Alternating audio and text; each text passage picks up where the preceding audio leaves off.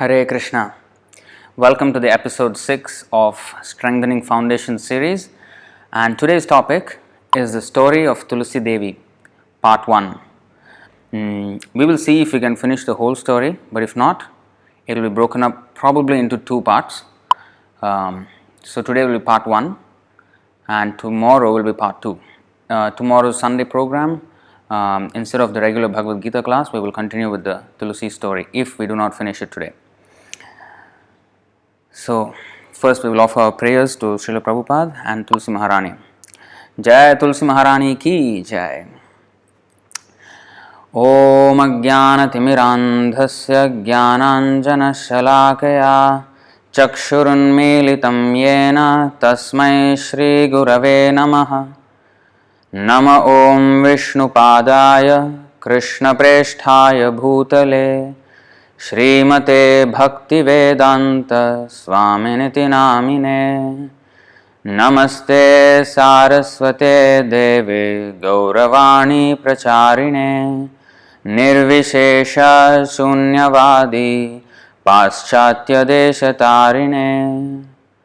Jai Shri Krishna Chaitanya Prabhu Nityananda Shri Advaita Gadadhar Shrivasadi Gaura Bhakta Vṛnda.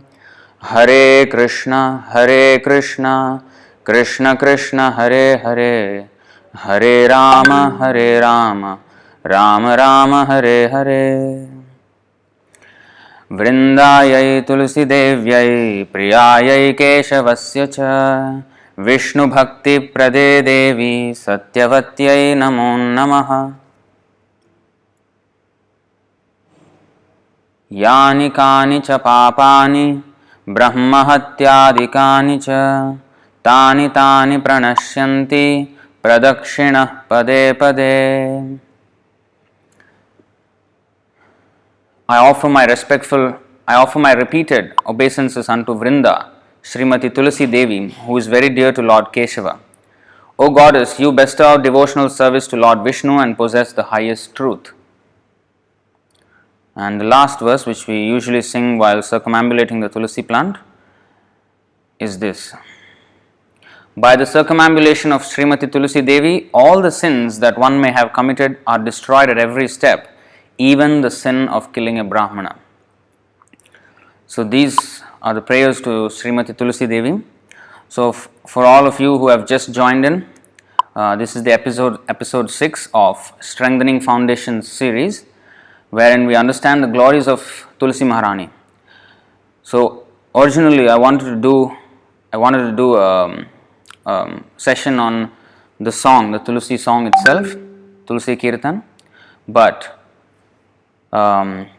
we would not appreciate the song until we really understand the glory of Srimati Tulasī-devī. So we thought it would be in the service of all Vaishnavas that we share this glories of Srimati Tulasī-devī. In fact, to be very honest, I myself did not know the full details of the story. I just read haphazardly before, but this session made me learn the story. In fact, I haven't come to the end yet. I was reading it, and so we will learn together as we go. So before we start, there is a nice prayer, a shloka in the Srimad Bhagavatam, which glorifies Srimati Tulasī-devī. Srimad Bhagavatam, Canto 3, Chapter 15, verse 19.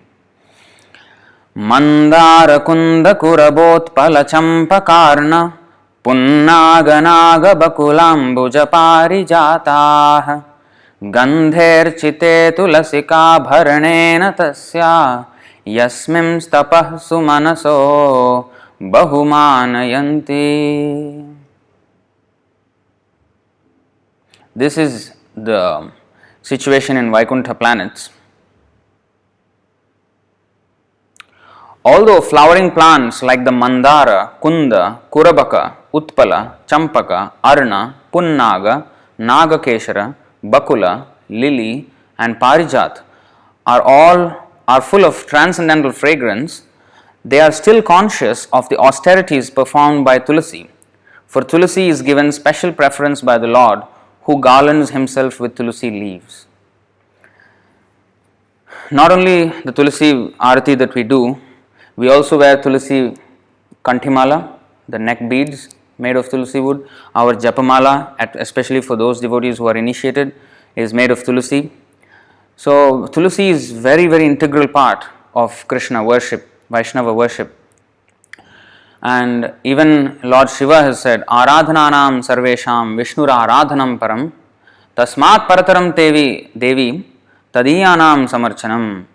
Of all types of worship, the Lord Viṣṇu's worship is the highest, and even greater than that is the worship of his devotees, and especially he was referring to Tulasī Maharani. So now we will go through this story of Tulasī-devi's austerities, which make her so glorious. So this story is from Brahma Vaivarta Purāṇa. So Brahma Vaivarta Purāṇa, I have done some basic research. So Brahma Vaivarta Purāṇa has 18,000 verses, just like Srimad Bhagavatam, but it is divided into 276 chapters.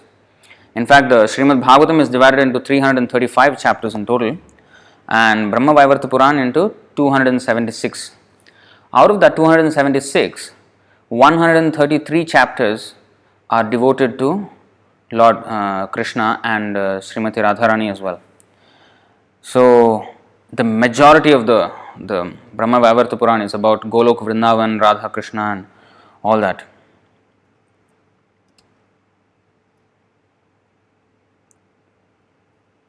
So we will wait for that to open. In the meanwhile, we can actually start. Yeah, actually I have already mentioned the number of chapters. So that's what I actually wanted to say. So now we will read the story of Tulasī Maharani.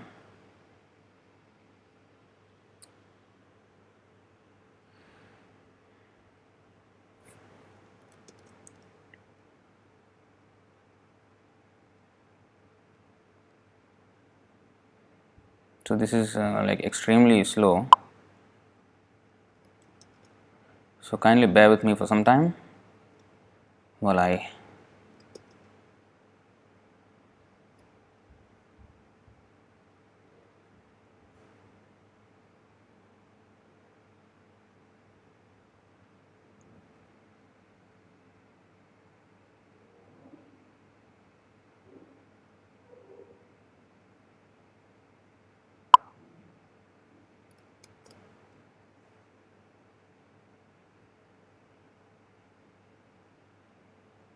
So because of this live stream, the speed of this is very, very slow.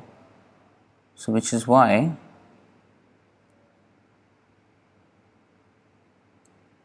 I will try and use this Safari, which was faster on the other day than Google Chrome.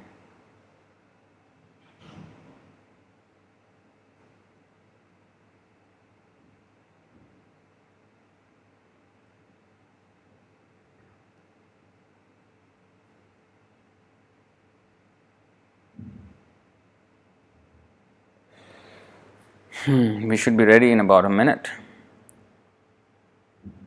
Kindly bear with me. I'm sorry for this delay. Actually, I didn't expect it to go so slow. Okay, here we are.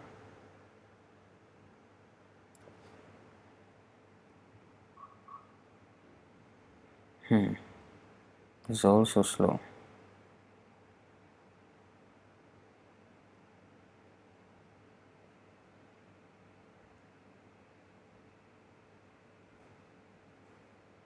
Oh, everything is like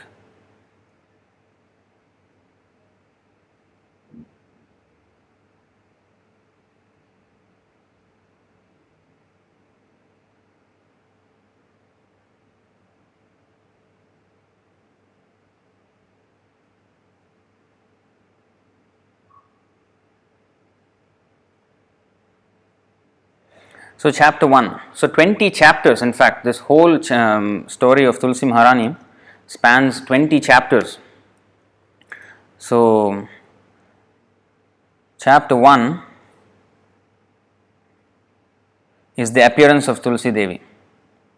So this is how it goes. So it all started with Narad Muni's question, and Narayana, he answered the whole thing. This was the conversation between Narada and Narayana. Narad Muni asked Lord Narayana, "O Bhagavan, how did the pure, chaste Tulasī-devī become your wife? Where was she born? Who was she in her previous birth? What family did she come from? And what austerities did she perform to get you as her husband? You who are above the material energy are not subject to change. The cosmic self, the supreme God, the Lord of all, omniscient, the cause of all, omnipresent, container and preserver of all. And how did Tulasī-devī, your chief goddess, become a tree? O you who resolve all doubts, my mind is curious to know all about these points. Therefore, it compels me to ask you these questions. Kindly remove these doubts from my mind." Lord Narayana then related the following account. Manu Daksha Savarni was a partial expansion of Lord Viṣṇu. So now, Daksha Savarni. So Manu, there are 14 Manus in one day of Brahma. One day of Brahma is 1000 cycles of the 4 yugas, Satya, Treta, Dvapara Yuga and Kali Yuga. One cycle times 1000. So it spans about 4.32 billion years of earth years. In that time, that 100 cycles of 4 yugas, 14 Manus come and go. So Manu is a father of mankind. The word man, the English word man, also comes from the word Manu. And Manav, human beings are therefore called Manav or Manushya, because they are descendants of Manu. So now, Manus, they rule for about, if you divide 1000 cycles of the 4 yugas by 14, you will get about 71 point something. About 71 cycles roughly. Each Manu will get that much amount of time to rule. Now, in the 14 Manus are, the first one is Swayambhuva, then Swarochisha, Uttama, Tamasa, Raivata, Chakshusha, Vaivasvata, Savarni, Daksha Savarni, Brahma Savarni, Dharma Savarni, Rudra Savarni, Deva Savarni and Indra Savarni. So these are the 14 Manus. So Daksha Savarni is the 9th Manu, whereas we are in the Vaivasvata Manu, which is, Vaivasvata Manu means the Manu who is the son of Vivasvan. Vivasvan's son is Vaivasvata. So the Vivasvan is the sun god, Surya. So his son is now the current Manu. So this is the 7th Manu in the day of Brahma. So we are at about midday, just going to be midday. After the end of 7th Manu, it will be midday for Brahma. So, but this Daksha Savarni Manu is the 9th Manu. So, from this we can understand, it looks like, what is this? Krishna. It looks like it may be from a previous day of Brahma, or Daksha Savarni is already here, but he is not yet the Manu. So I do not know exactly which is the case, but it looks like it's from the previous day of Brahma. So now we will continue reading. Manu Daksha Savarni was a partial expansion of Lord Viṣṇu. He was extremely virtuous, devoted to the Lord, and very famous for his good deeds. Daksha Savarni's son, Dharma Savarni, was also extremely virtuous. Dharma Savarni's pious son was called Viṣṇu Savarni, and his son, who was a great Vaishnava, was known as Raja Savarni. However, Raja Savarni's son, Vrishadhvaja, was fanatically devoted to Lord Śiva. Lord Śiva lived in Vrishadhvaja's house for 3 celestial yugas. That means, one celestial yuga means Divya Yuga. One Divya Yuga is one cycle of the 4 yugas. Satya, Treta, Dvapara, Kali. So Lord Śiva lived in Vrishadhvaja's house for 3 celestial yugas. 3 Divya Yugas, and loved him more than his own sons, who were Kartikeya and Ganesh. Vṛṣadhvaja did not revere Lord Narayana, Goddess Lakshmi, or any of the demigods. He abolished the worship of Lakshmi in the month of Bhadra, August, September, and the worship of Saraswati in the month of Magha, January, February. He did not participate in the sacrifice and worship performed out of respect for Lord Viṣṇu, Narayana, and criticized them rather severely, and was completely against Vaishnavism. But the demigods did not curse him because they feared Lord Śiva, because Lord Śiva, he was very dear to Lord Śiva. So if somebody cursed him, maybe Lord Śiva will get angry. That's why they did not do anything to him. So the demigods did not curse him because they feared Lord Śiva. However, Surya, the sun god, no longer able to restrain his wrath, anger, cursed him. O king, just as you are completely devoted to Lord Śiva and only to Lord Śiva, and just as you do not recognize any of the other demigods, I declare that you will now lose your wealth and prosperity. When Lord Śiva heard this curse, Lord Śiva, he was in meditation, he came to know that Surya uttered this curse over his devotee. He became very angry. Seizing his trident, he ran after Lord Surya.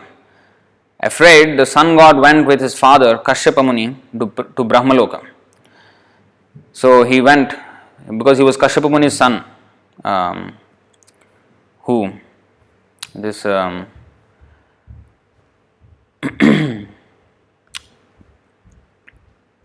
we are reading about Vṛṣadhvaja. Vṛṣadhvaja is Rajasavarani's son, but here Surya is Kashyapa Muni's son. Kashyapa Muni actually was given 13 daughters by Daksha. Daksha was another son of Lord Brahma. So he is a Prajapati. So Daksha had 100 daughters. So 13 of his daughters he gave to Kashyapa Muni. So among his wives, Kashyapa Muni had Aditi and Diti. The sons of Aditi are all the demigods, Adityas. And then the sons of Diti, they are all Daityas. And he had another wife, Danu. From her came all the sons who were called Danavas, because they are sons of Danu. She had about 60 sons, Danavas, and their descendants like that. The Asura race became populated, and the demigod race also became populated from Kashyapa Muni. So now Aditya, another name for sun is also Aditya, because he is the foremost of the Adityas. And his son, his father was Kashyapa. So seeing Lord Śiva very angry, he went to Kashyapa Muni, and both of them went to Lord Brahma. Then what happened? Lord Brahma, but Lord Śiva pursued him there. Lord Brahma, also afraid of Lord Śiva, took Lord Surya and Kashyapa Muni to the region of Vaikuṇṭha, the spiritual or eternal world. So there is one Vaikuṇṭha which is in this universe. It is called Śvetadvipa, where the Lord is situated on the Sheshanaga, and also he has a palace and everything. Later you will see. So he went there. So that is the Vaikuṇṭha that they go to every time. Every time there is some disturbance from the Asuras, Devatas, they go to Brahma, and Brahma he leads them to the Vaikuṇṭha planet within this universe, and Śvetadvipa planet, and there they offer prayers to the Lord, and then the Lord takes an incarnation and rectifies the whole situation. So that's the usual affair. So similarly, here Brahma was also afraid of Lord Śiva. Although Lord Śiva was his son, but Brahma was still afraid. So Lord Brahma, also afraid of Lord Śiva, took Lord Surya and Kashyapa Muni to the region of Vaikuṇṭha, the spiritual or eternal world. So now this Śvetadvipa, although in this universe it will not get destroyed at the time of dissolution, it just exists as part of the Paravyoma. Paravyoma is the spiritual sky. There, with throats parched due to anxiety, they took refuge of Lord Narayana, the Lord of all. They were completely exasperated. They offered obeisances to him and praised him repeatedly, and finally explained why they were so apprehensive. Lord Narayana bestowed his mercy on them and granted them the power to be fearless. He said, "O fearful ones, be consoled. How can you be afraid of anyone while I am here?"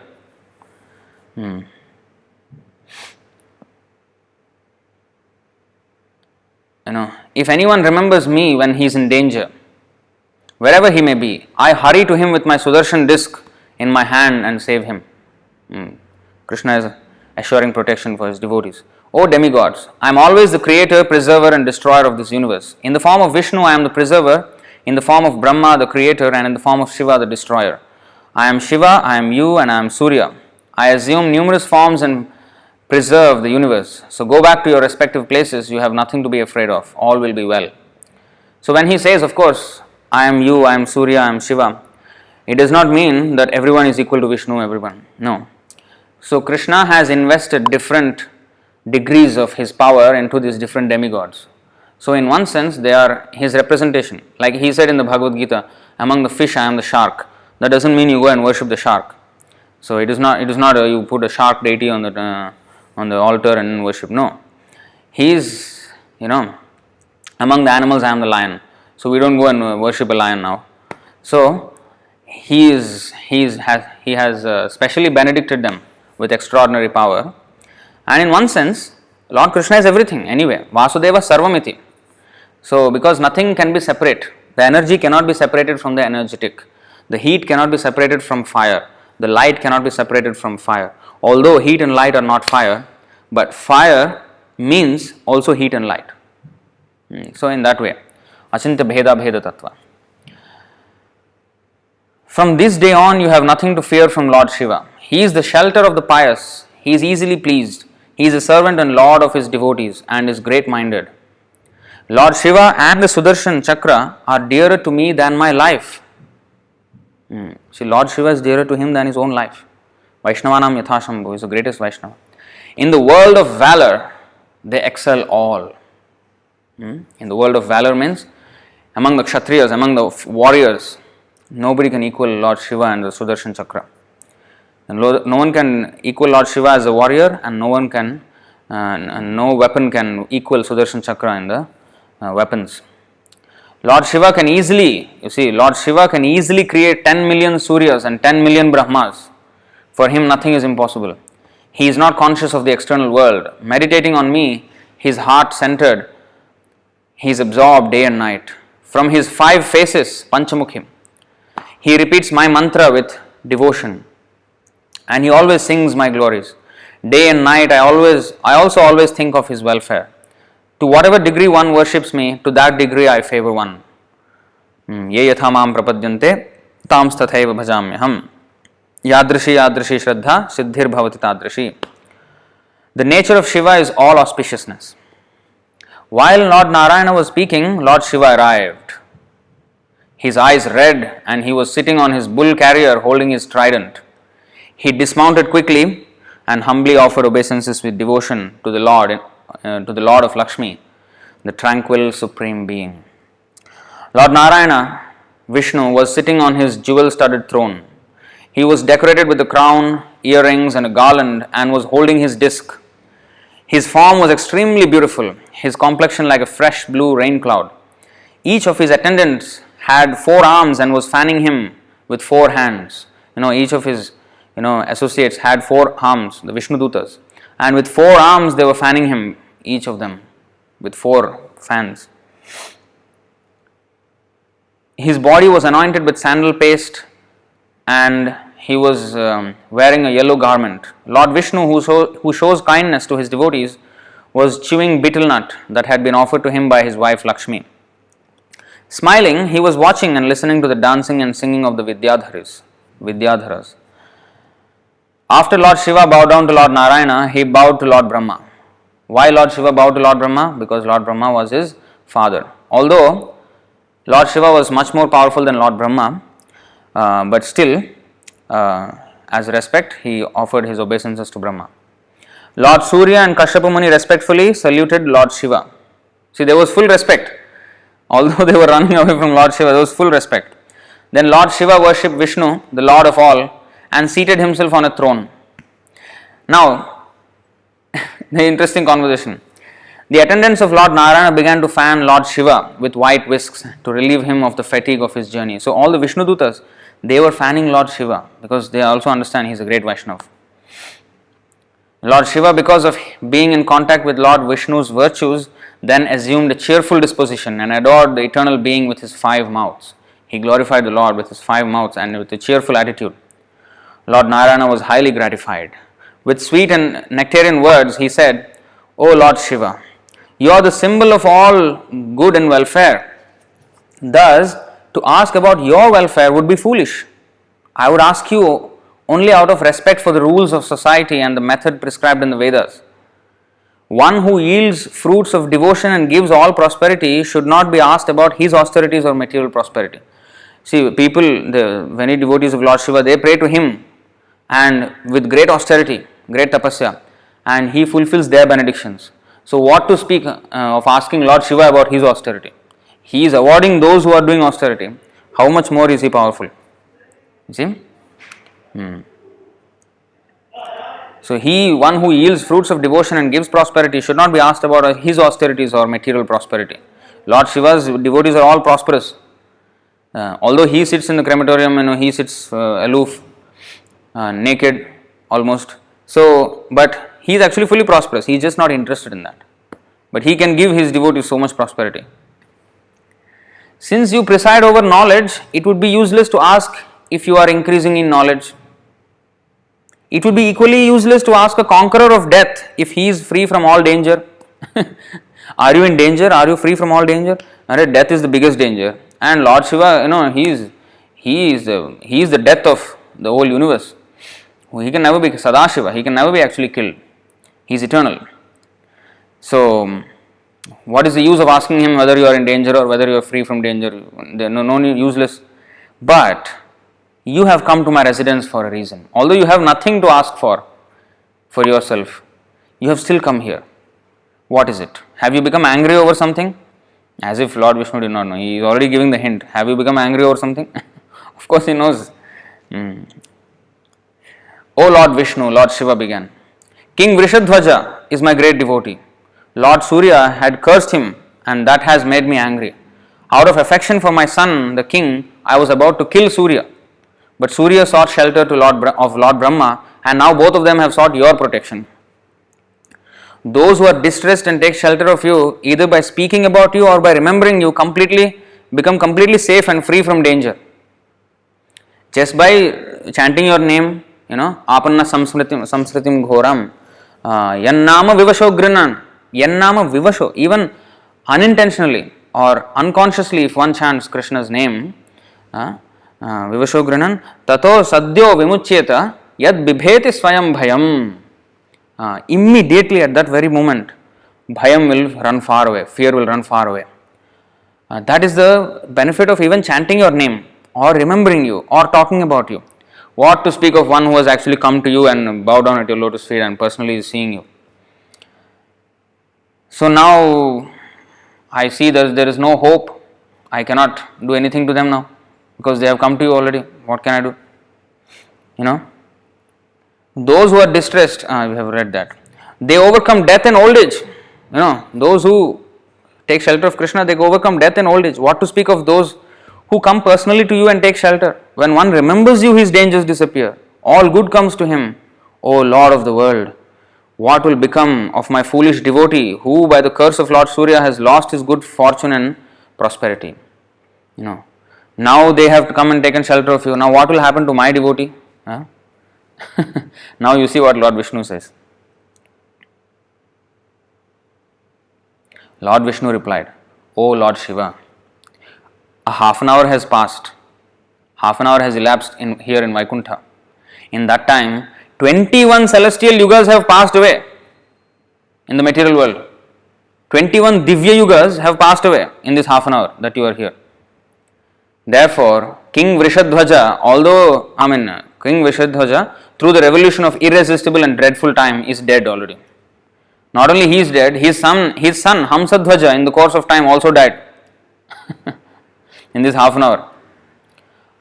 Mind you, they live for very, very, very, very long years. Just like we heard that Vṛshadhvaja's house, Lord Shiva stayed for 3 divya yugas. So how long is his lifespan? You see, just imagine. But that Vṛshadhvaja has already died.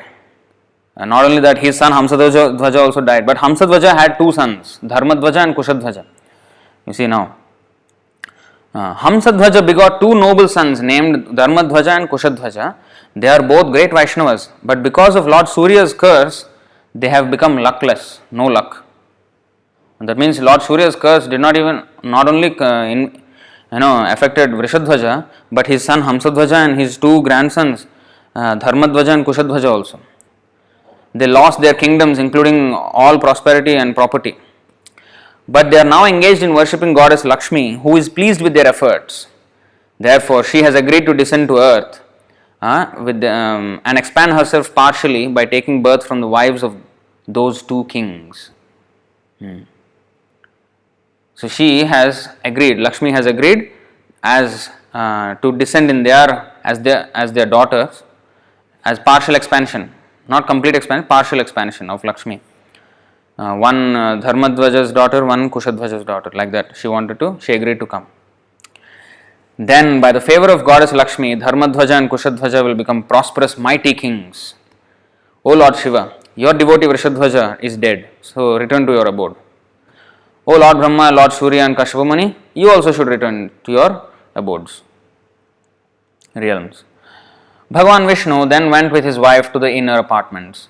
The demigods went cheerfully to their own abodes, Lord Śiva continuing his practice of austerity. Anger all finished, no more anger, finished.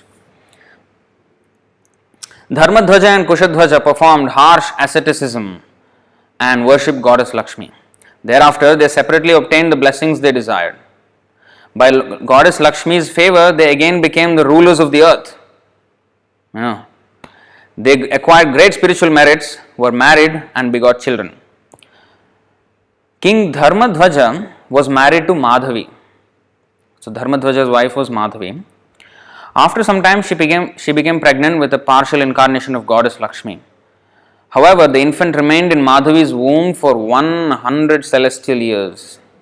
This is not celestial Divya Yugas, but celestial years. So, to understand what is a celestial year, our 1 year, our 6 months, Uttarayana, is their 1 day in the heavenly planets, celestial 1 day. And our Dakshinayana is their 1 night. So, our 1 year is their 1 day. 1 year is 124 hours for them. So, like that, 100 celestial years. So, that means our 360 days here, 360 days is 1 year. For them, it's 360. 1 year, 1 day, right? So, their 1 year would be our 360 years here. So, their 100 years would be 36,000 or 36,500 years, earth years. For that long, Madhavi bore this partial expansion as in her womb. Day by day, Madhavi's luster increased because the goddess of fortune was in her womb. Her bodily complexion, everything, she became very bright. Then, on an auspicious day and moment, when there was a full moon in the month of Kartik on a Friday, she gave birth. The grace of the goddess of fortune Lakshmi manifested through the baby. There were marks of the lotus flower on the infant's feet. Her face looked like the autumnal moon. Her eyes resembled blooming lotuses, and her lips appeared like red, ripe bimba fruit. That means fully nice and red. Her palms and the soles of her feet were reddish. So these signs are signs of a very auspicious signs of a great personality. So there are 32 symptoms of a Mahāpuruṣa for a boy, and similarly there are symptoms for the girl also. So when a baby is born, expert astrologers and those sages who are very expert in the science, by just looking at the bodily features, they can tell whether this person is going to be a great person or whether it's going to be a demoniac person. Everything they will know about the person just by looking at the body. So all these descriptions here are very auspicious signs.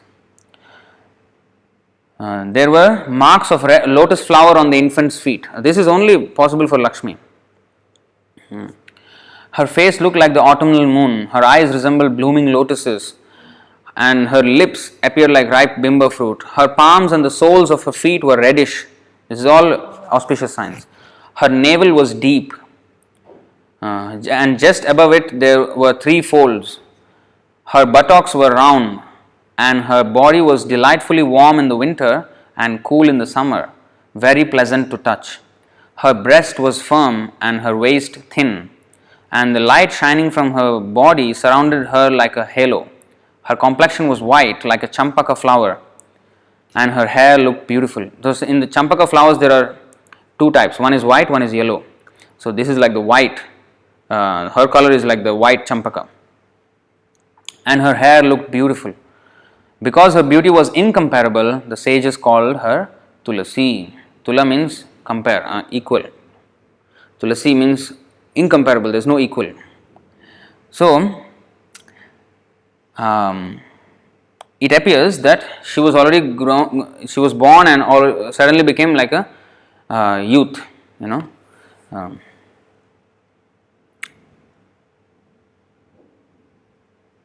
as soon as she was born, you see, she was already grown up. That's why you see, even the descriptions of a grown up woman, just a girl who has come of age, such descriptions are mentioned. So, as soon as she was born, Tulasī resolved to go to the mountainous region of Badrinath to practice severe austerities. Though many persons tried to dissuade her, no one was able to, for she was determined to stay and pray in the forest till Lord Krishna appeared and agreed to become her husband. During a period, now you see what is the austerities, Tulasī Maharani performed. We have read the verse earlier that all the flowers were acknowledging the austerity of Tulasī Maharani. Now you see, during a period of 100,000 celestial years, 100,000, not earth years, celestial years. That means about 36 million years of our earth. She endured the following. What she did, what was her tapasya? In the summer, she exposed herself to 4 fires around her and the sun above. This is what the great sages do. They go to the Himalayas, they start a fire here, they start a fire here, they start a fire here, and they start a fire behind. So it is very, very hot. This is in the summer, and then the sun is scorching from above, and in this way they meditate on the Lord. So in the whole summer like this. And in the winter she submerged herself in the icy waters, and in the rainy season she subjected herself to heavy downpours at the funeral grounds. This is for 100,000 celestial years. 100,000 celestial years. And for 20,000 years, the first 20,000, she subsisted on fruits and water. 20,000 years. For the next 30,000 years, she chewed dry leaves, the leaves which had already fallen from the tree, not plucking the leaves from the tree also, but that which have already fallen and became dried. And after that, for 40,000 years, she lived only on air. And for the next 10,000 years, she ate nothing, not even air, not even breathing air, and just stood on one leg. This is her 100,000 years of tapasya. And all this in the midst of the fire in summer and in the icy waters, submerged herself in the icy waters to the neck in winter, and doing these things. Now you know what is Tulasī Maharani's tapasya. Finally, she saw Lord Brahma in the sky, riding on his swan carrier and sweeping down towards her. Believing that he had come to grant her a boon, she bowed down low to him. Lord Brahma said, "O Tulasī, ask me for a boon, whether it be devotion to Lord Hare or servitorship to him or freedom from old age or freedom from death, I will grant it." "Yes, O Lord, I will ask. Please listen. I will not hide my desires out of fear or shame, since you are all-knowing. You know everything anyway, so I will not hide from fear or shame. My name is Tulasī. Formerly, I was a cowherd girl in Goloka Vṛndāvana planet.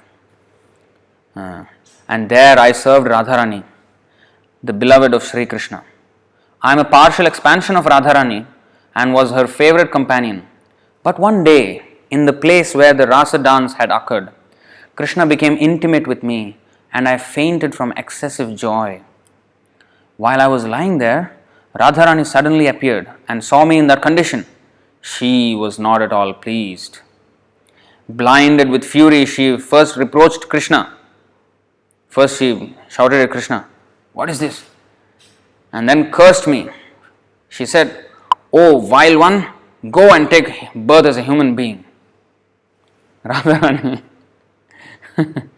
You see now how it started, how it all started.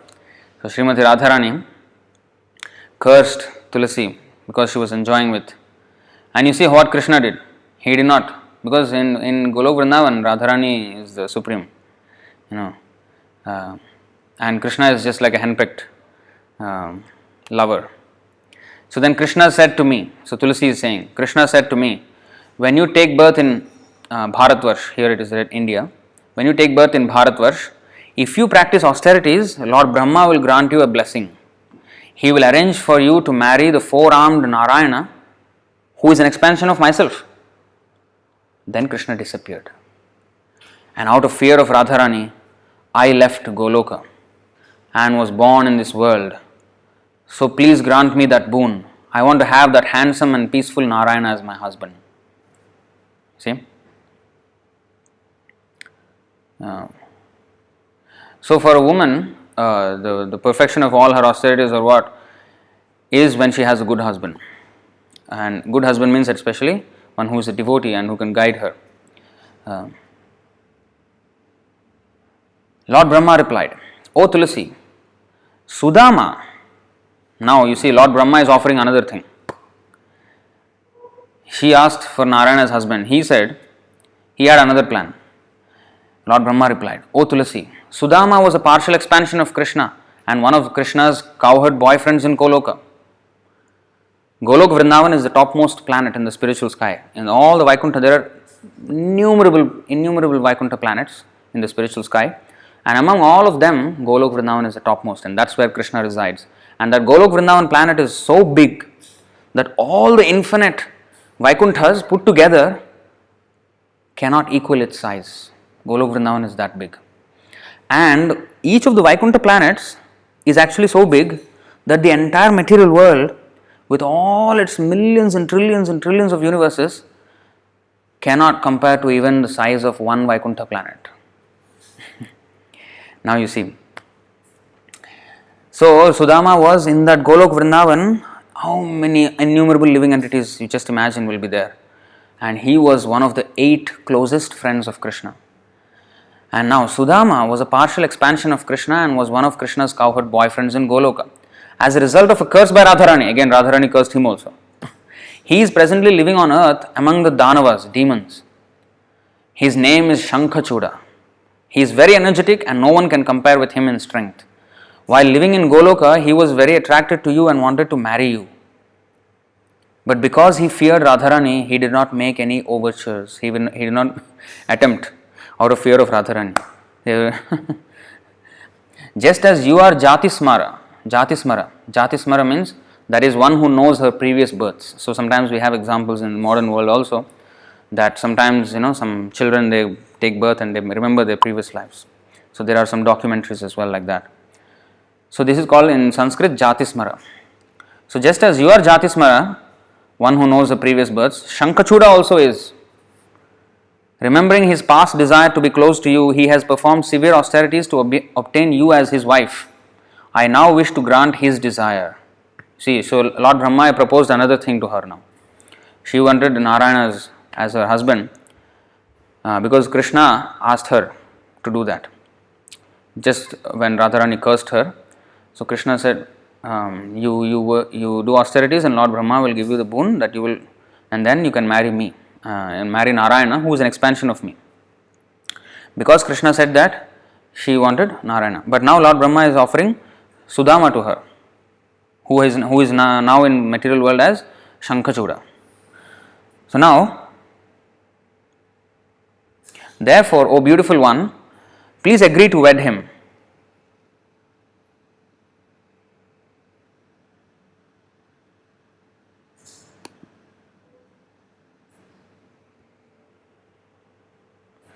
What is this? Come on.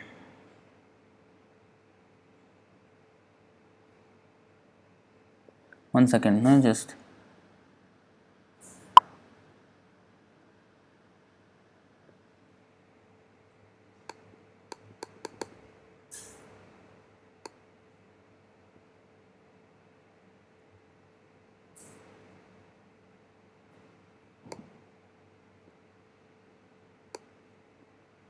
Okay.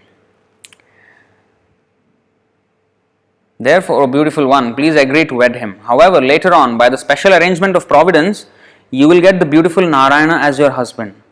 See, there is something, this is very weird. He asked her to marry Śaṅkhacūḍa, but however, later on, by the special arrangement of providence, you will get the beautiful Narayana as your husband. But after that, he will curse you and you will be transformed into the world purifying Tulasi plant, holy basil, or Osilium basildum sanctum. This is the scientific name of Tulasi. You will be the best of flowers and dearer to Narayana than his own life. No one's worship will be complete without your leaves. You will remain as a tree in Vṛndāvana and will be widely known as Vṛndāvani. The cowherd men and women will worship Lord Hare with your leaves. As the presiding deity of the Tulasi plant, you will always enjoy the company of Krishna, the best of cowherd boys. So now he gave a whole new twist to her austerity. So she wanted Narayana. He said, you marry this Śaṅkhacūḍa, who is Sudama, who is also fallen down because of Radharani's curse. And now that Śaṅkhacūḍa, you marry him, and after that, by will of providence, you will get Narayana as your husband. And that Narayana, after being your husband, he will curse you and you will become a plant. And then everybody will, worship. Everybody's worship will not be complete unless they use your leaves, that plant. So in this way, he said, and then as the presiding deity of that Tulasi plant, you will enjoy Krishna's company. Now, Tulasī-devī, you see, she said, she did not become upset. You see what she did. Tulasī-devī smiled and gladly said to Lord Brahma, O Father, I will be honest with you. I am not as devoted to the four-armed Narayana as I am to the two-armed Krishna. Now she is disclosing another aspect. For in Goloka, my close encounter with Krishna was suddenly interrupted, leaving me still longing for him. Thus, it was only because Krishna had asked me that I had been praying to get Narayana for my husband. So you see, this is not just like ordinary lust or like boy and girl. No, this is very, very difficult to understand. So, it is so strong, that love is so strong that she was enjoying with Krishna and was cursed that it was interrupted. And because Krishna asked her to do this tapasya, she did so severe tapasya, it is unmatched in the whole history.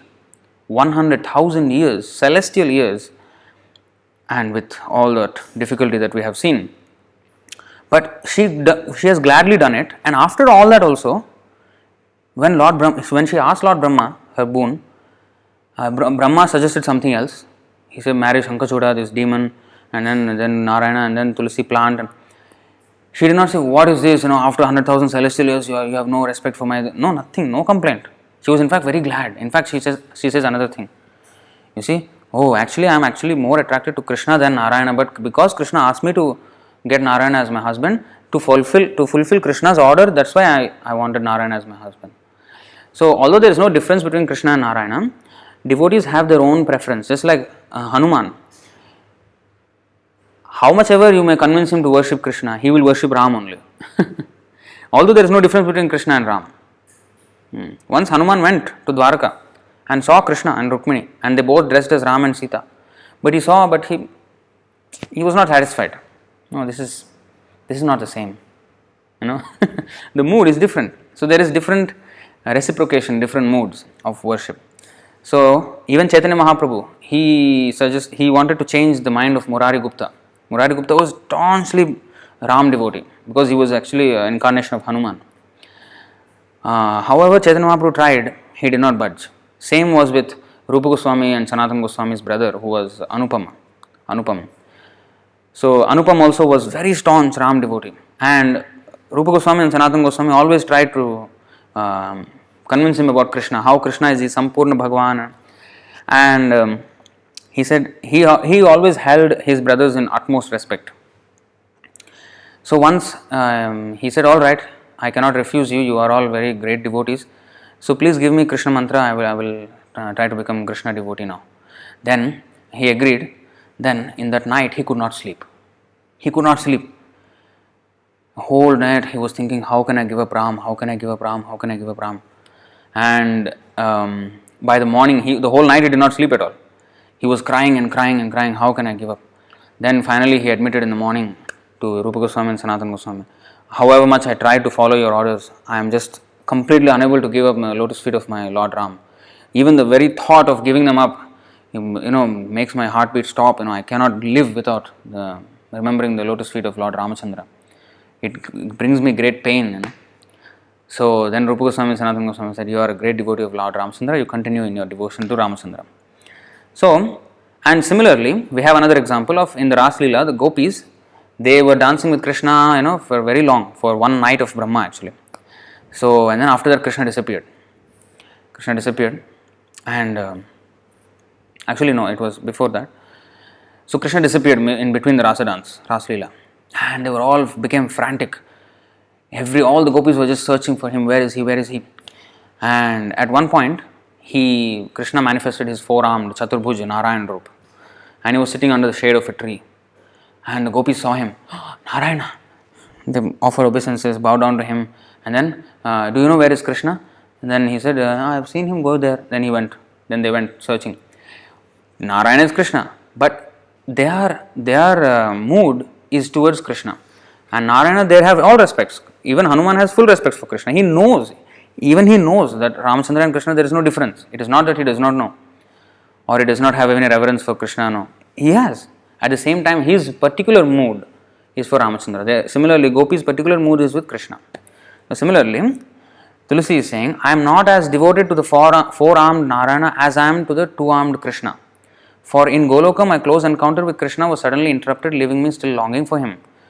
Thus, it was only because Krishna had asked me that I have been praying to get Narayana for my husband. But now it appears certain that by your grace, I will again get Krishna, who is very difficult to attain. However, O Lord, please grant me the following boon, that I lose my fear for Radharani. Because she was very fearful of Radharani now.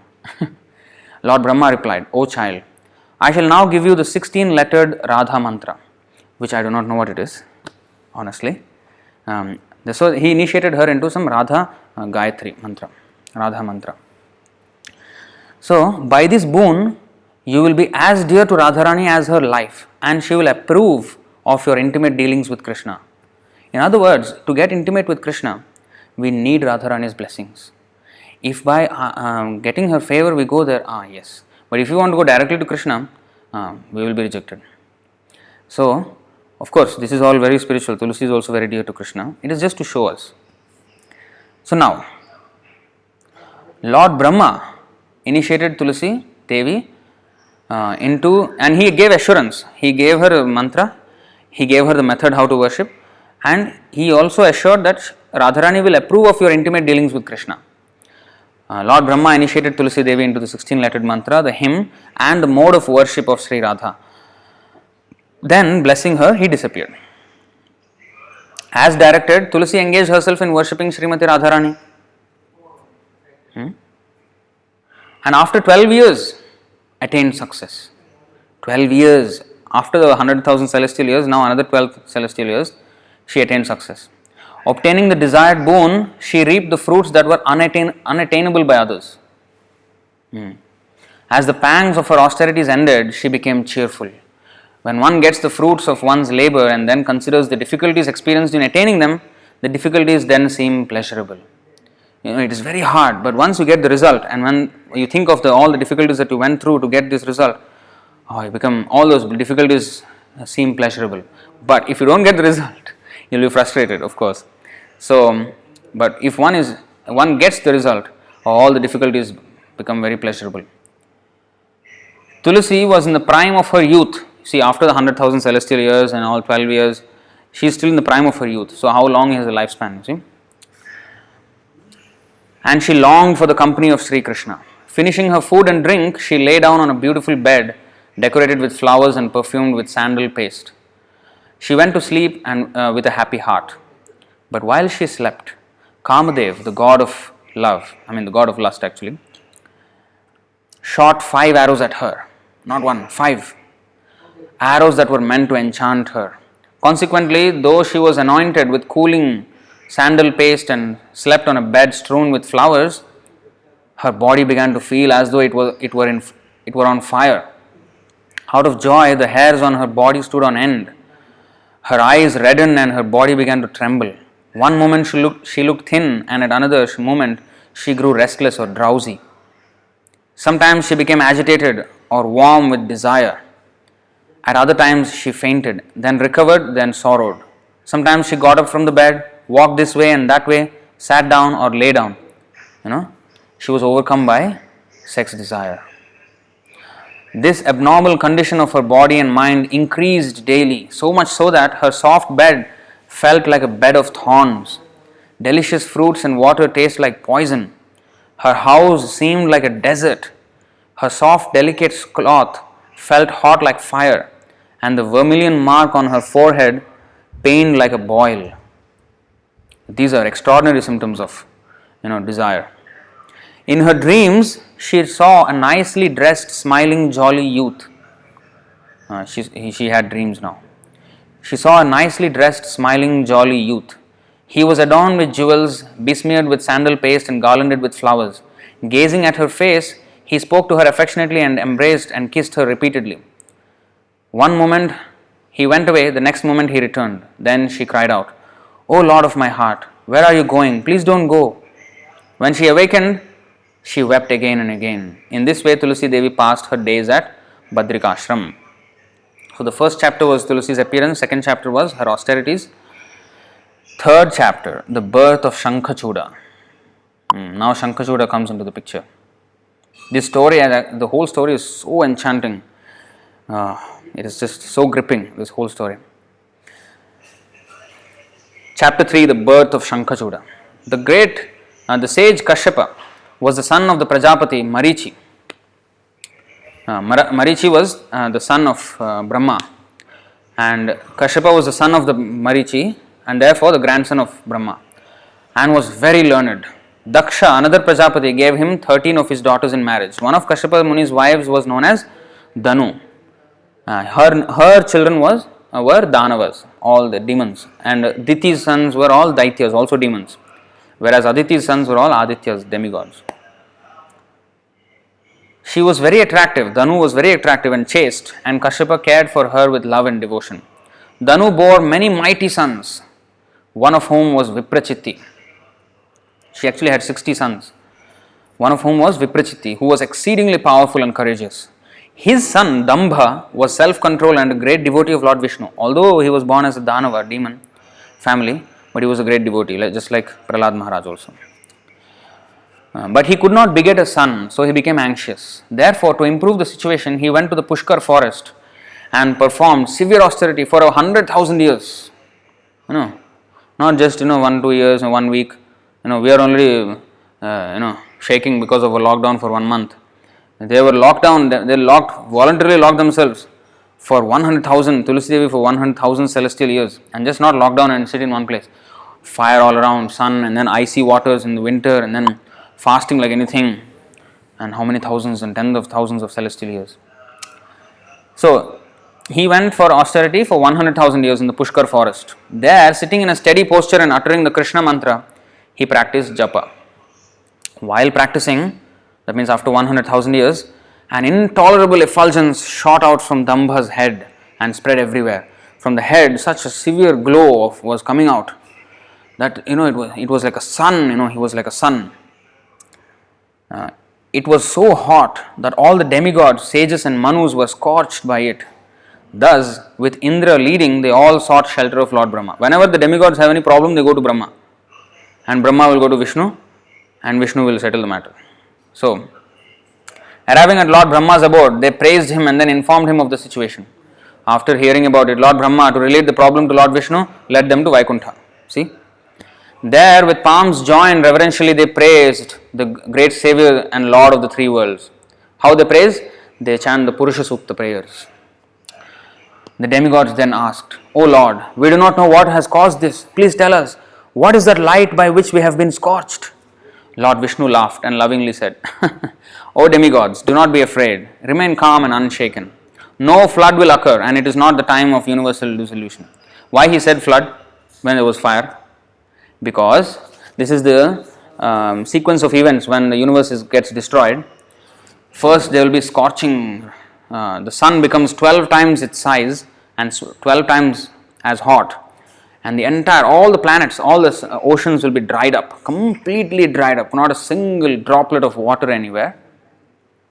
All the water evaporated. Where it goes, they become clouds, and they become the Samvartaka cloud. The Samvartaka cloud is the cloud which is summoned at the time of devastation of the entire universe. And all the water goes up into clouds and pours down so hard that by the force of the drops, the planets become dissolved, into like dust. Such huge, each one droplet, just like, the drop is like this thick when it rains. This thing, one drop will be like elephants, big elephants, and not like normal elephants, big elephants, one drop. Dum, dum, dum, dum, dum. If you hit the planet like that, all the planet, will be just like into dust. So like that, the entire universe will be dissolved. So that's why he said, and then the Garbhodaka ocean will be completely, there will be a huge flood and the entire planetary systems will be submerged. So therefore he said, no flood will occur and it is not the time of universal dissolution. The Asura Dambha, one of my devotees, is performing asceticism to obtain a son. I shall soon bless him and that will quiet him. Encouraged by this, Lord Brahma and other demigods returned to their own realms. Lord Viṣṇu then went to Pushkara, where Dambha was practicing austerity. Seeing that Dambha was repeating his name, the Lord consoled him and asked, what blessing do you want me to grant you? Dambha offered his obeisances with great devotion and praised the Lord repeatedly. Then he said, O Lord of Lords, O Lotus-eyed One, obeisances unto you. O Lord of Lakshmi, O Lord of the three worlds, please be merciful to me. Please give me 4 conditions, he said. He wanted a son with 4 conditions. Please give me a powerful and courageous son who will be your devotee, be invincible to the demigods, and be the conqueror of the 3 worlds. He wanted a son to be all of this. Lord Viṣṇu asked Dambha to stop his austerity, granted him the blessing, and disappeared. As the Lord vanished, Dambha offered obeisance in that direction and returned home. Within a short while, his blessed wife became pregnant. See, although he had no son for so long, after Lord Viṣṇu's blessing, the wife became pregnant. She radiated an effulgence that illuminated the inner apartment of her residence. The soul residing in her womb was Sudama, one of Lord Krishna's leading cowherd companions who had been cursed by Srimati Radharani. So that Sudama has now come into the womb of this wife of Dambha. When Dambha's chaste wife gave birth to a radiant looking son, Dambha invited the sages to his place and had the postnatal rites performed. There was great jubilation, and on a favorable day the father named him Śaṅkhacūḍa. The son grew up in his father's residence like the moon in its bright half. In his childhood, that means his beauty was increasing and increasing and increasing. In his childhood, he learned all the traditions and customs, injunctions and prohibitions, and became resplendent. So he became perfect in the Vedic study and everything. What is all required, he did everything nicely. Engaging in childhood play, he delighted his parents and became the favorite of all the family members. Later on, to obtain a boon from Lord Brahma, Śaṅkhacūḍa performed an austerity in Pushkara for a long while. So same place where his father performed, he also went to Pushkar forest and he also did austerity. He concentrated his mind, restrained his senses and organs of action, and chanted a mantra that his preceptor Jaigisavya was his teacher. He gave him some mantra. So he chanted that mantra. Finally, Lord Brahma went to Śaṅkhacūḍa and to grant him a blessing. Lord Brahma asked, tell me what boon you want. Seeing Lord Brahma, the Danava king bowed to him humbly and praised him with devotional words. Then he said, please make me invincible to the demigods and also enable me to marry Tulasī. Brahma replied, so be it. Then he gave Śaṅkhacūḍa the divine amulet of Lord Sri Krishna. This amulet, called Sarvamangalmaya, conqueror of the world, was considered the most auspicious of all auspicious things in the world, for it guaranteed victory everywhere. See, there was this amulet. Anyone who has this will be the conqueror of the entire world. You see, there was this, the Lord of the Rings. The ring, whoever has the ring, he will be the Lord of the world. Where did they get this idea? See, none of these ideas can happen without them already being in existence before. The authors, although they may imagine some novels and comics and all these stories, like Harry Potter and all these things, all the wands, all the magic and everything, all that is already there. It's already there. In other words, we cannot imagine anything that is outside of Krishna's creation. It is not possible. So, however much like even the Spider-Man, the Batman, the Ant-Man, there is such planets, Kinnara, Kim Purusha Loka, where the beings are half man and half animal. There is Spider-Man, there is Batman, everyone is there. They are there. So, even though it is out of experience on this planet, but it cannot be really out of Krishna's creation. The mind cannot be something, can create something outside of Krishna's creation. So, this Lord of the Rings, they have a similar idea. But here we already have a story like that. You see? So, we don't need to read Lord of the Rings. All the things that these novels offer, we already have in our Shastras. So, just read our Shastras. Everything is there. Even you want some gripping, very, very nice story, everything is here. Actually, this story is so beautiful. It gets very violent and becomes very, very, it has everything, adventure, romance, everything that people want to usually hear about, everything is here. So this amulet called Sarvamangalmaya, conqueror of the world, was considered the most auspicious of all auspicious things in the world, and it was the amulet of Krishna, and it guaranteed victory everywhere. Brahma continued, now you should go to Badrikashram. Tulasī-devī is performing penance there by her own will. You should marry her there. She is the daughter of King Dharmadhvaja. Lord Brahma then disappeared. So in this way, he said, now Tulasī is there in Badrikashram, you go there and marry her. Lord Brahma then disappeared. Śaṅkhacūḍa, whose austerity has now borne fruit at Pushkara, tied that most precious amulet round his neck. He then set out for Badrikashram, his face beaming with joy. Chapter 4. Tulasī-devī tests King Śaṅkhacūḍa. Very interesting chapter. Tulasī saw Śaṅkhacūḍa approaching in his jewelled airplane and noticed that he was in the prime of his youth. So Tulasī saw, he was coming in his jewelled airplane. Not airplane that makes noise, quiet, And she noticed that he was in the prime of his youth. He was handsome like Cupid, white complexion like the champaka flower, and decorated with gems. His face resembled the full moon of autumn. His eyes looked like lotuses in full bloom, and his cheeks flashed with the glow of his earrings. His cheeks flashed with the glow of his earrings. A parijat flower garlanded his neck. Musk and saffron anointed his body, and sandal paste perfumed his person. Just imagine, a personality is so beautiful. As he came closer, Tulasī hid her face in her shawl and smiled at him with sidelong glances. Sidelong glances means looking like that from the side. So she was blushing. So blushing at the thought of this first meeting, she bowed her head nervously and eagerly drank in with her eyes the lotus of his face. So the Kamadev is acting now. Śaṅkhacūḍa also gazed at Tulasī, seated as she was on a lovely bed strewn with flowers and sandalwood. Her teeth shone like pearls, her lips were like bimba fruit, her nose was graceful and her complexion golden. She resembled the autumnal moon. Adding to her grace, just below the parting of her hair was the mark of sandal paste and musk, and just below them a mark of vermilion.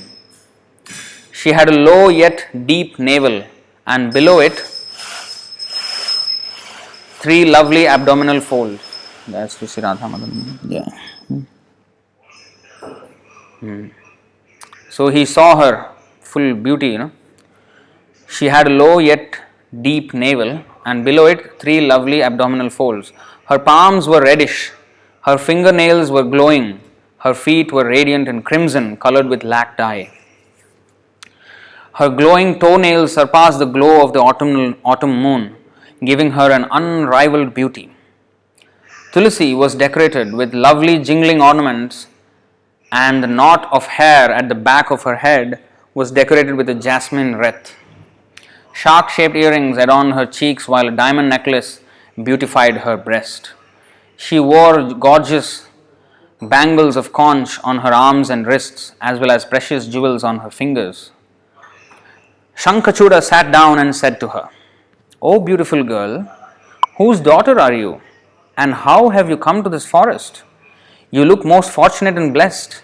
Indeed, you are the personification of heavenly joy, the best of women. You are a model of loveliness and can certainly bewilder even the saints. So nowadays they have this Miss World and Miss Universe. They look like crap, But here, this is a real beauty of a Tulasī. Compared to that, they say Miss Universe. What is the difference between Miss World and Miss Universe? I mean, as if they have traveled the whole universe, all the planets, and saw all the women of the entire universe, and then they judge that this woman in this horrible earth is a beautiful woman more than all the heavenly girls. Come on, So, this is heavenly beauty. When Tulasī gave no reply, he glorified her. Śaṅkhacūḍa glorified her. You are the best of women, you are a model of loveliness and can certainly bewilder even the saints. Sadhus also can fall down when they see you. When Tulasī gave no reply, he asked, "O gracious one, why don't you speak? I am your servant." You see how he became handpicked already. So please greet me with the melody of your speech. These are all, lusty talks. Her head lowered, her face smiling, the beautiful-eyed Tulasī said, "I am the daughter of King Dharmadhvaja and have been practicing asceticism here. But who are you?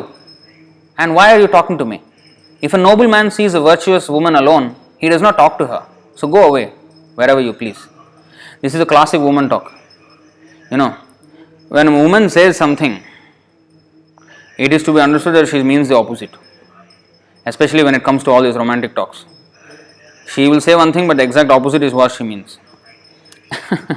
So this is also found in the behavior of Tulasī. But Śaṅkhacūḍa did not move. Then Tulasī continued. This is very interesting. Her argument, you see her argument. Tulasī continued. The Shastras say that only a degraded man desires a woman. At first, a woman is sweet to a man, but later proves fatal. Though her mouth rains honey, her heart is just like a jar of poison. She uses sweet words, but her heart is sharp like a razor. To achieve her own selfish ends, she is submissive to her husband, otherwise she is unsubmissive. While her face looks cheerful, her heart is dirty. Even the Vedas and the Purāṇas cannot fathom her character. A wise man never trusts a base woman. She has no friend or enemy, for all she wants are new lovers. When a woman sees a well-dressed man, she inwardly desires him, but outwardly she appears chaste and modest. You see, her behavior is contradicting her actual feelings. That's why there is some jokes, They say instead of translator, they say manslator. Manslator means to translate what the woman actually is feeling. She says one thing, then you lead a manslator to get a man to understand what she's actually saying. What she's saying is not what she actually is saying. It is different. So one should be expert to understand. So where are we? Yes. When a woman sees a well-dressed man, she inwardly desires him, but outwardly she appears chaste and modest. She is naturally passionate, attracts men's minds, and eagerly engages in sex. Though outwardly she hides her lust and appears modest, when she meets her lover in secret, she is ready to swallow him up. When she does not have sex with him, she feels offended. Her body burns with anger, and she begins to quarrel. When her passions are fully satisfied, she becomes cheerful. When unsatisfied, morose. So, you see, Tulasī is giving a whole breakdown of the woman's psychology. How this, that's why this whole, it is said that a woman is 8 to 9 times more lustier than a man. 8 to 9 times more lusty than a man. Oh, this sound. So, although it looks like the woman is modest and she's shy, a woman is actually 4 times more shy than the man, but 8 times more lusty than the man. So, this is said by Chanakya Pandit, and also in the Bhagavatam also it is there. where Devahuti, Kardama Muni expanded himself into 9 forms to satisfy Devahuti's lust. And because of that, she had 9 daughters. And after that, she got a son who was Lord Kapila, who is the incarnation of Krishna. So this is the psychology. And then she even continues more. A woman likes a good lover more than sweet foods or refreshing drinks. She likes him even more than her own son. He is dearer to her than her life. But if the lover becomes important or aged, she regards him as an enemy. Quarrels and anger ensue. Then she devours him as a snake eats a rat. She is rashness personified and a mine of vices. A woman is hypocritical, obstinate and unfaithful. Even Lord Brahma and other gods are deluded by her. She is a hindrance on the path of austerity, an obstacle to liberation, an impediment to developing faith in Lord Hare, a refuge of all delusion and a living chain that binds men to the world. She is a living chain. Chain is usually dead, right? But a woman is a living chain that binds men to the world. She is like a magician and is as false as dreams. She appears to be very beautiful, but she is a bucket of stool, urine, gas and blood. When God created her, He arranged that she would become the spirit of delusion to the deluded and poison to those who desire liberation. Thus, on no account should a woman be desired, and by all means she should be avoided. See how she spoke to. This is the first date. They have a first date, how to make first date. This was her first date, Tulasi's first date with Śaṅkhacūḍa, and this is what she talked. Śaṅkhacūḍa, you see the reply of Śaṅkhacūḍa now. Śaṅkhacūḍa smiled and then answered, O goddess, what you have said is not completely false. It is partly true and partly false. From the Creator have come chaste and unchaste women. One is praiseworthy, the other isn't. Examples of chaste women are Lakshmi, Saraswati, Durga, Savitri and Radha. Women who are expansions of them are auspicious, glorious and very commendable, such as Shatarupa. Shatarupa is the wife of Swayambhuva Manu, the first Manu. Devahuti, Svadha, Swaha, Dakshina, Anasuya, Ganga, Diti, Aditi, Vedavati, etc. In every yuga cycle, these women are excellent. Even Sita, Mandodari also. The heavenly prostitutes are also expansions and partial expansions of the above women, but they are not praiseworthy because they are unchaste. Women who are in the mode of goodness are virtuous and pure. The sages declare them to be excellent. But those who are in the modes of passion and ignorance are not so praiseworthy. The passionate ones are fond of sense pleasures, indulge in them, and always want to fulfill their selfish goals. Such women are usually insincere, deluded, and irreligious. Generally, they are unchaste. But women in the mode of ignorance are considered the worst. They are irresistible. Those women who are irresistible. They show off their body, and like men all they are lost with the beauty of that woman, so-called nakedness. They are actually women in the mode of ignorance. A virtuous man would never court another man's wife in either public or private. But I have come to you by Lord Brahma's command to marry you according to the Gandharva rite. So there are different type of vivaha. Vivaha means marriage. So one vivaha is the arranged marriage. Another vivaha is Rakshasa vivaha, which is you kidnap the girl. The man kidnaps the girl and then he marries her by force against her family's desires. And Rukmini actually asked Krishna to come and kidnap her and marry her by Rakshasa vivaha method. Because her father Rukmi was, her brother Rukmi and her father Bhishmaka, they were trying to arrange her marriage with Shishupala. And Rukmi did not like Shishupala at all. She wanted only Krishna. So she wrote a love letter to Krishna. In that letter she said, please come and kidnap me and marry me in the Rakshasa Vivaha method by kidnapping me from this. So, and Gandharva Vivaha means no ceremony, nothing. Directly have sex, finish. That is the marriage, that is the union, that's it. That is Gandharva Vivaha. So Brahma ordered Śaṅkhacūḍa to marry Tulasi by Gandharva Vivaha. So, I have come to you by Lord Brahma's command to marry you according to the Gandharva rite. In this, the bride and bridegroom meet each other of their own accord, not even the parents' consent, nothing is involved. and consummate their meeting in sexual union. No sacred rituals are necessary. So this is Gandharva Vivaha. There are different types of Vivaha procedures. So this is one of them also mentioned in the Vedas. My name is Śaṅkhacūḍa. When the demigods see me, they flee in fear. In my previous birth, I lived in Goloka and was a cowherd boy named Sudama. I was a close friend of Sri Krishna's and one of his attendants. I was one of his attendants. I was one of the 8 celebrated cowherd boys. Out of all the millions and trillions of cowherd boys, the closest 8 inner circle of Krishna, he was one of them.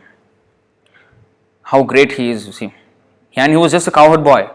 In this world, he was an invincible warrior. Demigods, demons, nobody could face him. Even later you will see Kali also cannot face him. So anyway, here, I was one of the 8 celebrated cowherds. Then Srimati Radharani cursed me to be born in India, in Bharatvarsh, in a demon family. By Krishna's grace and by his mantra, I am a Jatismara. That is, I know the history of my previous birth. You also are a Jatismara.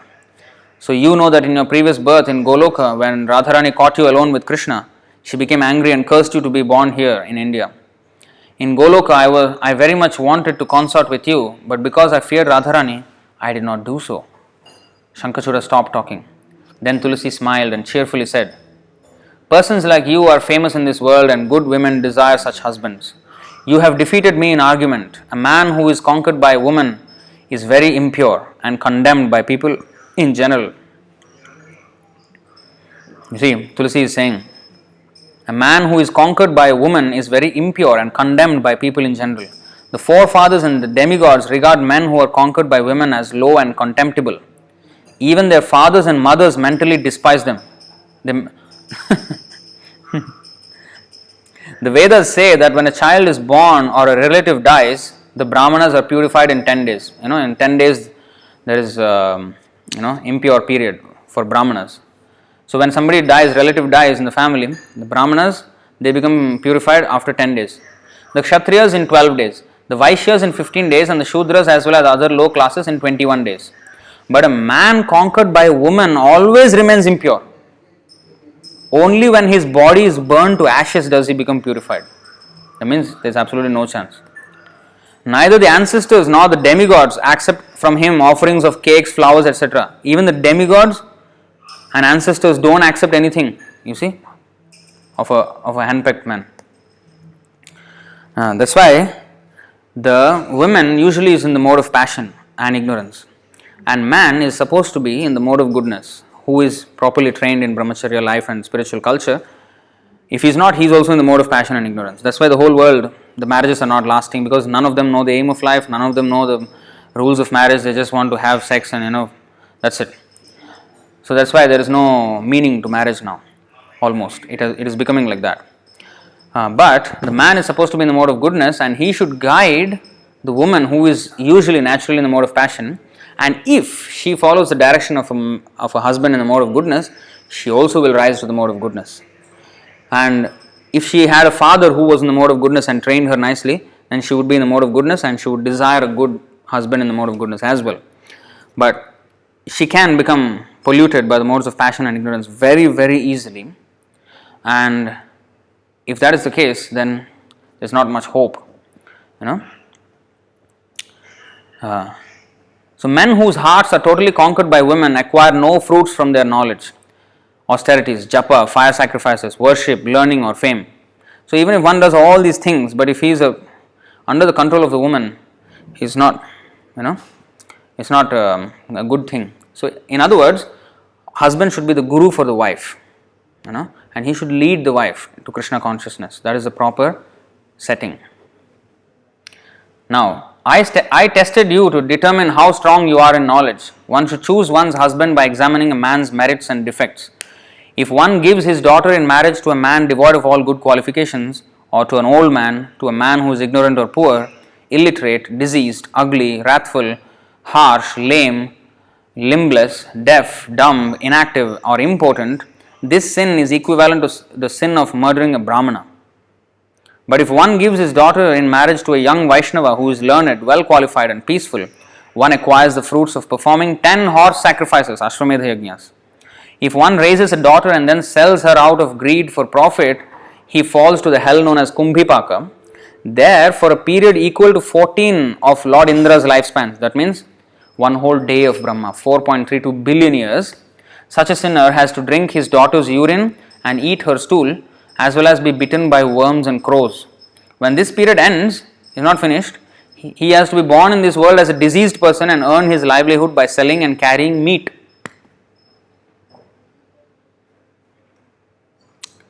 You see, if a father fails to give his daughter to a proper Vaishnava, this is going to happen.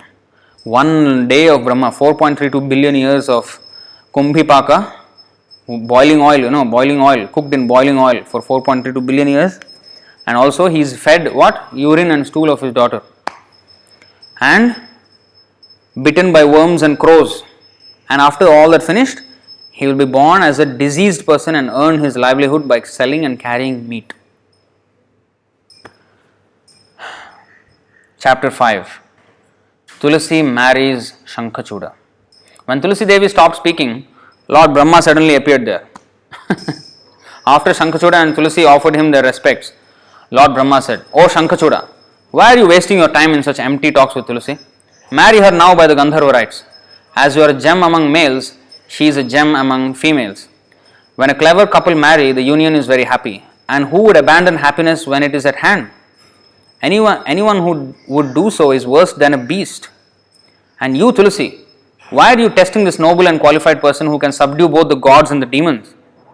Marry Śaṅkhacūḍa just as Lakshmi is married to Narayana, Radhika to Krishna, my Savitri to me, Shachi to Indra, and Aditi to Kashyapa. Stay with the handsome Śaṅkhacūḍa for a long time, and as you like, wander with him to various places. When Śaṅkhacūḍa leaves his body, you will return to Goloka and get Krishna as your husband." Lord Brahma then blessed them and returned to his own abode. So Brahma was like, "Come on, stop talking. As if you are testing each other, but both of you already decided in your hearts that you are going to marry. What is the use of all these empty talks? Come on, stop it." This kind of things happen, test, Actually, they already given their hearts already. So he said, "Come on, give up all the nonsense, marry and go on. Anyway, both of you are devotees coming from Goloka. There is no loss. After this, you will go back to Goloka. What is there, testing and this and that? Come on, get on with your lives." Then Śaṅkhacūḍa then married Tulasī by the Gandharva rite. That means directly they had sexual union, and in this way they enjoyed each other. Glorifying the marriage, the demigods sounded their drums and showered flowers on them from the sky. Sometimes the newly married couple would go to a flower grove, and at other times to a river bank. There they would sleep on flower beds smeared with sandal paste and enjoy marital pleasures. Tulasī easily stole the heart of her husband. And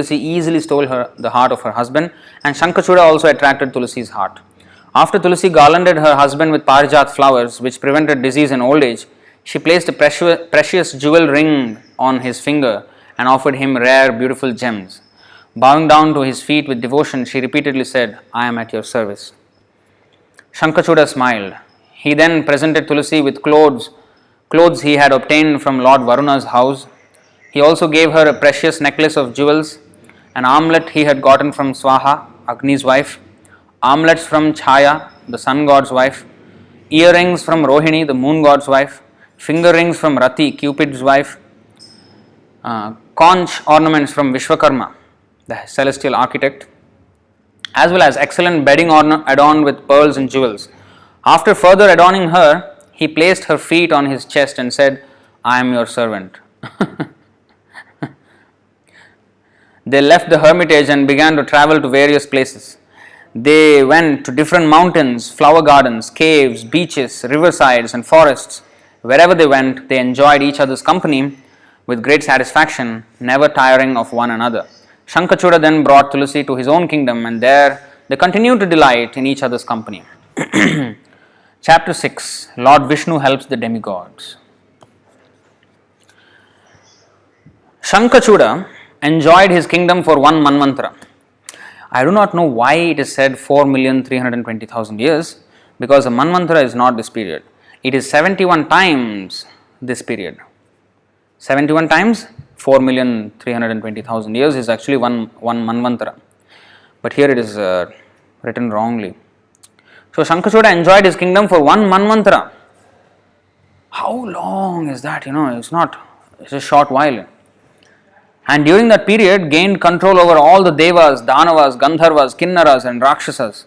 He dispossessed the gods of their realms and privileges, depriving them of their rights with respect to worship and offerings, and seized their weapons and ornaments.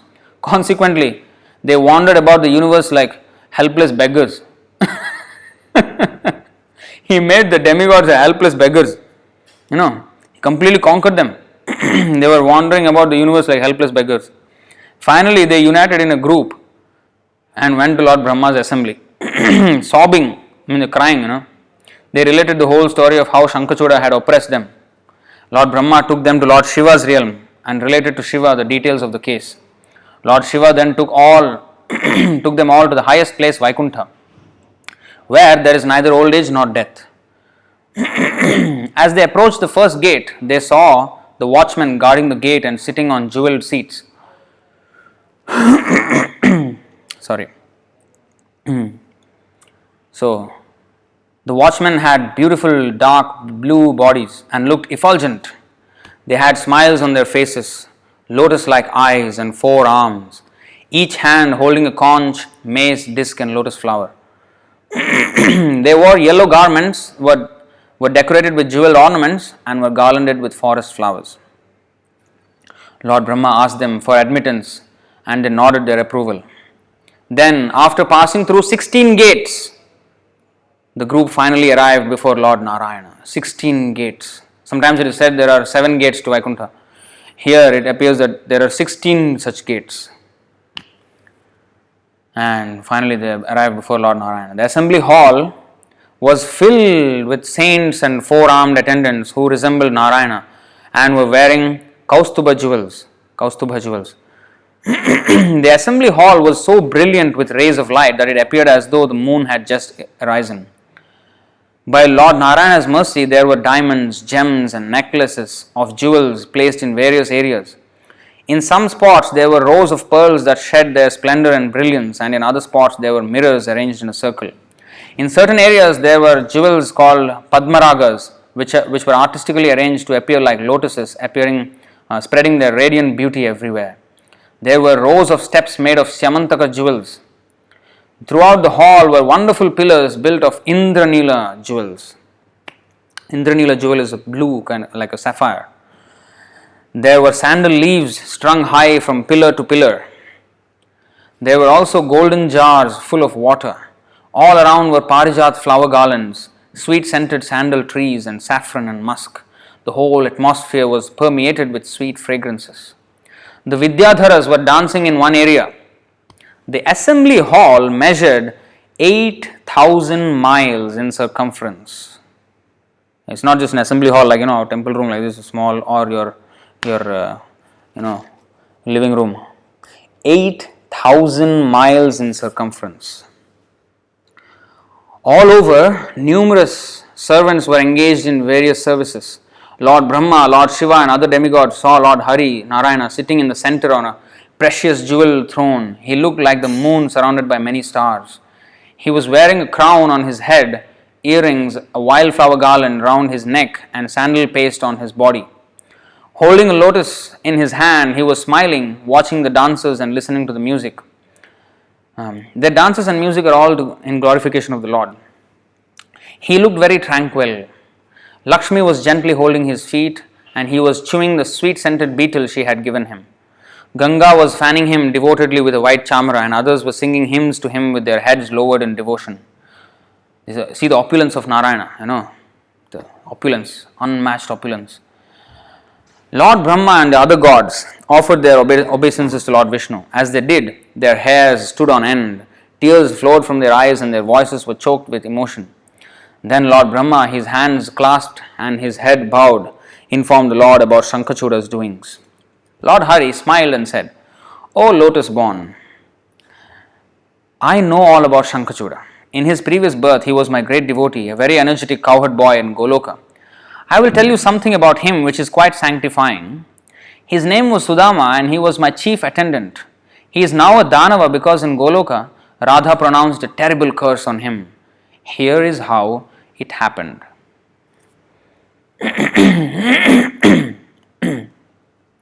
One day, I left Radha's company and went to the Rasa dance area with the gopi named Viraja. Radha soon heard from one of her maid servants that I had flirted with Viraja. Blinded with fury, she hastened there with her attendants to see if this were true. Seeing that it was, Radha immediately converted Viraja into a river. Sorry. So Viraja is the river that separates the material and the spiritual worlds. The material world is on this side of the Viraja river. The spiritual world is on the other side of the Viraja river. So it is also called the Kṛṣṇa ocean, because this river is not just a river like 100 meters in width. It is immeasurably wide. So it is just like an ocean. So it is also called the causal ocean. So Radharani cursed Viraja to become a river. I myself disappeared. So Radha rushed home angrily with her attendants. Krishna, what he did? He disappeared from there. When Radharani was angry, he did not mess around with her. Later, when I was with Sudama and she saw me, Radha rebuked me very much. However, I remained silent. But Sudama could not tolerate this. So he rebuked Radha in my very presence. This was quite intolerable to her dignity. Her eyes became red with anger and she immediately ordered thousands of her attendants to drive him away. Sudama then trembled with fear. As Radha's attendants tried to drive him away, he resisted and repeated his reproaches against her. He continued scolding her. When she heard them, she cursed him, saying, "May you be born in the womb of a Danavi, a demon woman." Sudama bowed down to me and crying began to leave. It was very heart-rending. Sudama, when he heard the curse, he was crying and he bowed down to Krishna and began to leave because he only defended Krishna and Radharani just cursed him and he was crying. But Radha, who is quite merciful, began to melt. Weeping, she tried repeatedly to stop him from leaving. Wait, where are you going? You don't have to go, please come back, she called. She cursed him and now she said, no, don't go. She became distressed and her attendants and the cowherd boys began to weep. So Radharani began to cry, all the cowherd boys began to cry. I then explained to them, in about half a moment, Sudama will return, having fulfilled the conditions of the curse. In a half a moment, he will return. Of course, a half moment here is equal to about one manvantara on earth. Again, it is said here 4,320,000 years, which is not true.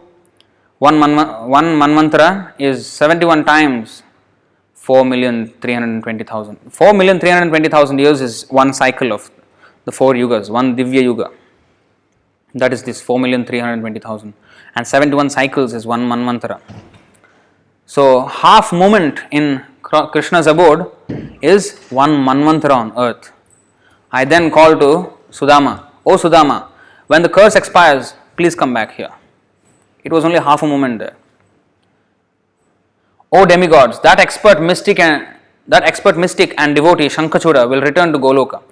Therefore, O gods, take my trident." He gave them a trishul. "And go quickly to Bharatvarsha, India." Here it is said India, but of course he did not use the word India. He said Bharatvarsha. Because at that time, not only India was Bharat, the whole planet was Bharatvarsha, the entire earth. "Take my trishul and go to Bharatvarsha. Lord Śiva will kill the Danava with the trident. The demon is wearing my auspicious amulet around his neck. It is called the conqueror of the world, Sarva Mangalmaya. As long as he keeps wearing it, no one can kill him. So I will go to him disguised as a Brahmana and beg the amulet from him. But you have granted him the boon that he cannot die unless his wife's chastity is violated." Because Tulasi was very, very chaste to him. Unless her chastity is violated and the amulet taken out from him, he cannot be killed, he cannot be defeated. But you have granted him the boon that he cannot die unless his wife's chastity is violated. I will take care of this as well. Then he will surely die. Later, when his wife leaves her body, she will become my dearest wife. Narayana then gave Lord Śiva his trident. Chapter 7. Now it's 9:10. We will read maybe 3 more chapters, hopefully, I think. Chapter 7. An envoy sent to Śaṅkhacūḍa. Lord Brahma and the other demigods returned to their respective abodes. Later, to gain victory for the demigods, Lord Shiva pitched his big tent and camped on the banks of the Chandrabhaga river under a beautiful fig tree. So Lord Brahma and other demigods returned to their respective abodes. Later, to gain victory for the demigods, Lord Shiva pitched his big tent and camped on the banks of the Chandrabhaga river under a beautiful fig tree. He then sent Pushpadanta, the leader of the Gandharvas, as a messenger to Śaṅkhacūḍa. When Pushpadanta arrived at Śaṅkhacūḍa capital, he noticed that it was more beautiful than Indra's realm and more opulent than Kuvera's. The city was 40 miles wide and 80 miles long. It was built of pearl and jewel crystals, and on all sides there were roadways. 7 inaccessible moats, one after another, surrounded the city. There were hundreds of shops full of trade articles and marketable commodities. Palatial buildings of traders and merchants were all over. Thousands and thousands of beautiful buildings constructed with scarlet gems, inlaid with various ornaments and decorated with fancy articles, gave the place a boundless charm. The Gandharva chief saw that Śaṅkhacūḍa's palace was spherical, like a sphere. We have all these buildings nowadays with, weird shapes they are trying to build. It's not something new. He had a palace which was spherical, like the moon. 4 successive moats with fiery flames encircled it. On top of the moat means, I hope you know what a moat is. It's like a pond that surrounds the entire. So it's like this. The palace is here, the land is here, surrounded by a whole circle of water. That is a moat. But here the moat is of fire. Moat means water. And then again land, again moat, again land, again moat. So it is very inaccessible, not very easy to come. And each moat were having fiery flames encircling it. On top of the palace were ramparts made of jewels that touched the sky. Ramparts means a fort will there's a wall and there will be these pillars. And pillars were very high ramparts. On the top of the palace were ramparts made of jewels that touched the sky. The palace was inaccessible to enemies but offered no hindrance to friends. The 12 gates, decorated with lotuses, jeweled mirrors, paintings and statues, were guarded by 12 gatekeepers. On all sides the place was protected by very powerful, graceful, well-dressed and richly adorned demons who were holding heavenly weapons in their hands. When Pushpadanta approached the first gate, he saw that it was guarded by a man who had a hideous face, copper complexion and tawny eyes, and who was smiling and holding a trident in his hand. Pushpadanta explained to him the purpose of his mission, that he was a war ambassador, and the guard allowed him to pass inside. The other gatekeepers did the same. At the last gate, he said to the guard, "O guard, quickly inform your king that a war is about to occur." The guard did so, and obtaining Śaṅkhacūḍa's permission, ushered the messenger inside. There the Gandharva saw the well-formed, handsome demon seated in the center of the royal assembly on a golden throne. One attendant was holding a jeweled umbrella over the king's head, while other attendants were fanning him with white chamaras, whisks. Countless demons surrounded him and armed guards walked here and there. Śaṅkhacūḍa was beautifully dressed in heavenly garments, covered with garlands and anointed with fragrance. Seeing all this, Pushpadanta was thunderstruck and said to Śaṅkhacūḍa, "O king, I am a messenger of Lord Shiva and my name is Pushpadanta. My Lord has ordered me to tell you the following. The demigods have sought the protection of Lord Hare, so you had better restore to them their kingdoms and rights. Lord Hare has given his own trident to Lord Shiva and asked him to wage war against you if necessary. Presently, Lord Shiva is residing under the shade of a fig tree on the bank of the Pushpabhadra river.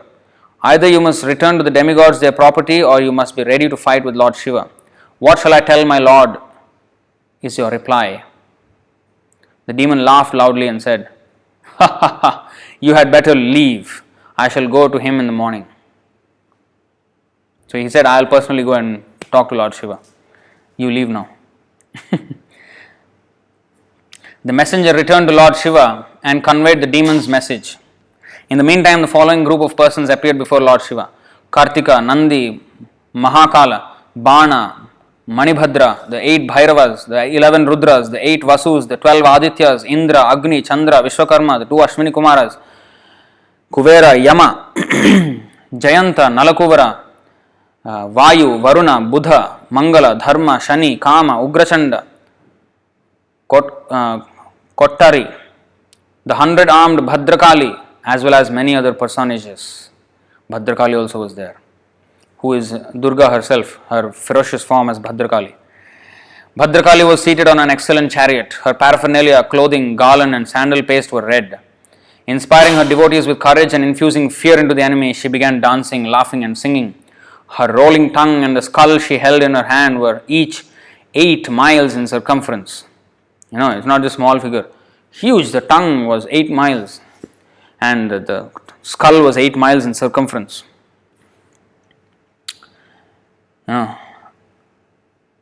She carried a trident, an iron spear, conchs, a wheel, mace, lotus, bow and arrows, dumbbells and a scimitar, thunder, the weapons of Viṣṇu and Varuna, a snake noose, the weapons of Agni, Narayana, Brahma, Gandharva, Garuda, Pashupata, a pestle, shield, staff, as well as other irresistible weapons.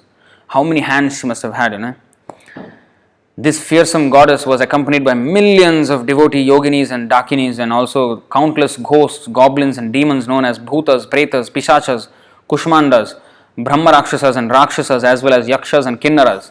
Then Kartikeya arrived and he bowed down to his father Lord Śiva, who asked him to sit on his left side and help him.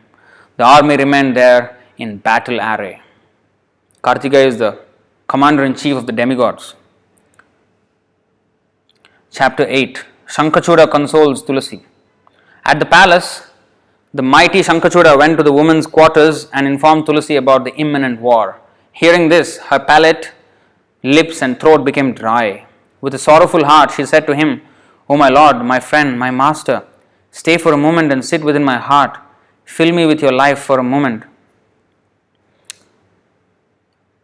Please satisfy my human desire. Let me gaze at you fully so that my eyes may be satisfied. My breathing is very agitated now, for at the end of night I had a very bad dream. Therefore I feel a burning within myself." The king finished his meal and in truthful and beneficial words said to Tulasī, "O my queen, when it is time to reap the results of one's past acts, one experiences good and evil, pleasure and pain, fear and sorrow. So when it is time for karma to act, it will act. If it is supposed to give you good results, it will give. If bad results, it will give. So you just have to accept it. In time, trees grow, branches develop, flowers blossom and fruits appear. In time, the fruitful tree decays. Similarly, in time, human beings grow and decline. In time, the Creator creates, the Preserver preserves, and the Destroyer destroys. This is the law of creation, preservation, and destruction. Therefore, you should always adore Lord Krishna, as He is the Lord of Brahma, Viṣṇu and Śiva. He is the creator, maintainer and destroyer. He has no beginning nor end and He does not depend on material nature. Lord Krishna, by His own will, has manifested nature with its animate and inanimate objects. All things from Lord Brahma down to a blade of grass are artificial and temporary. In time they grow and decay. Thus it would be better for you to adore Radha's consort, Lord Krishna, who is distinct from the 3 modes of material nature, who is the supersoul within all and the Lord of all. Take shelter of Krishna, for it is by His command that the wind blows swiftly, the sun radiates heat, Indra pours rain, death visits human beings, fire burns and the moon travels through the sky. Seek the Supreme Krishna, who is the death of death, the time of time, the creator of the creator, the preserver of the preserver, and the destroyer of the destroyer. Take refuge in Him. My dearest, no one is a friend of anyone, but Lord Hare, Krishna, is the friend of all. Therefore, pray to Him and serve Him. See how, although he is a demon, you see how perfectly Krishna conscious he was. My love, who am I and who are you? By our karma, providence has united us. Providence will also separate us.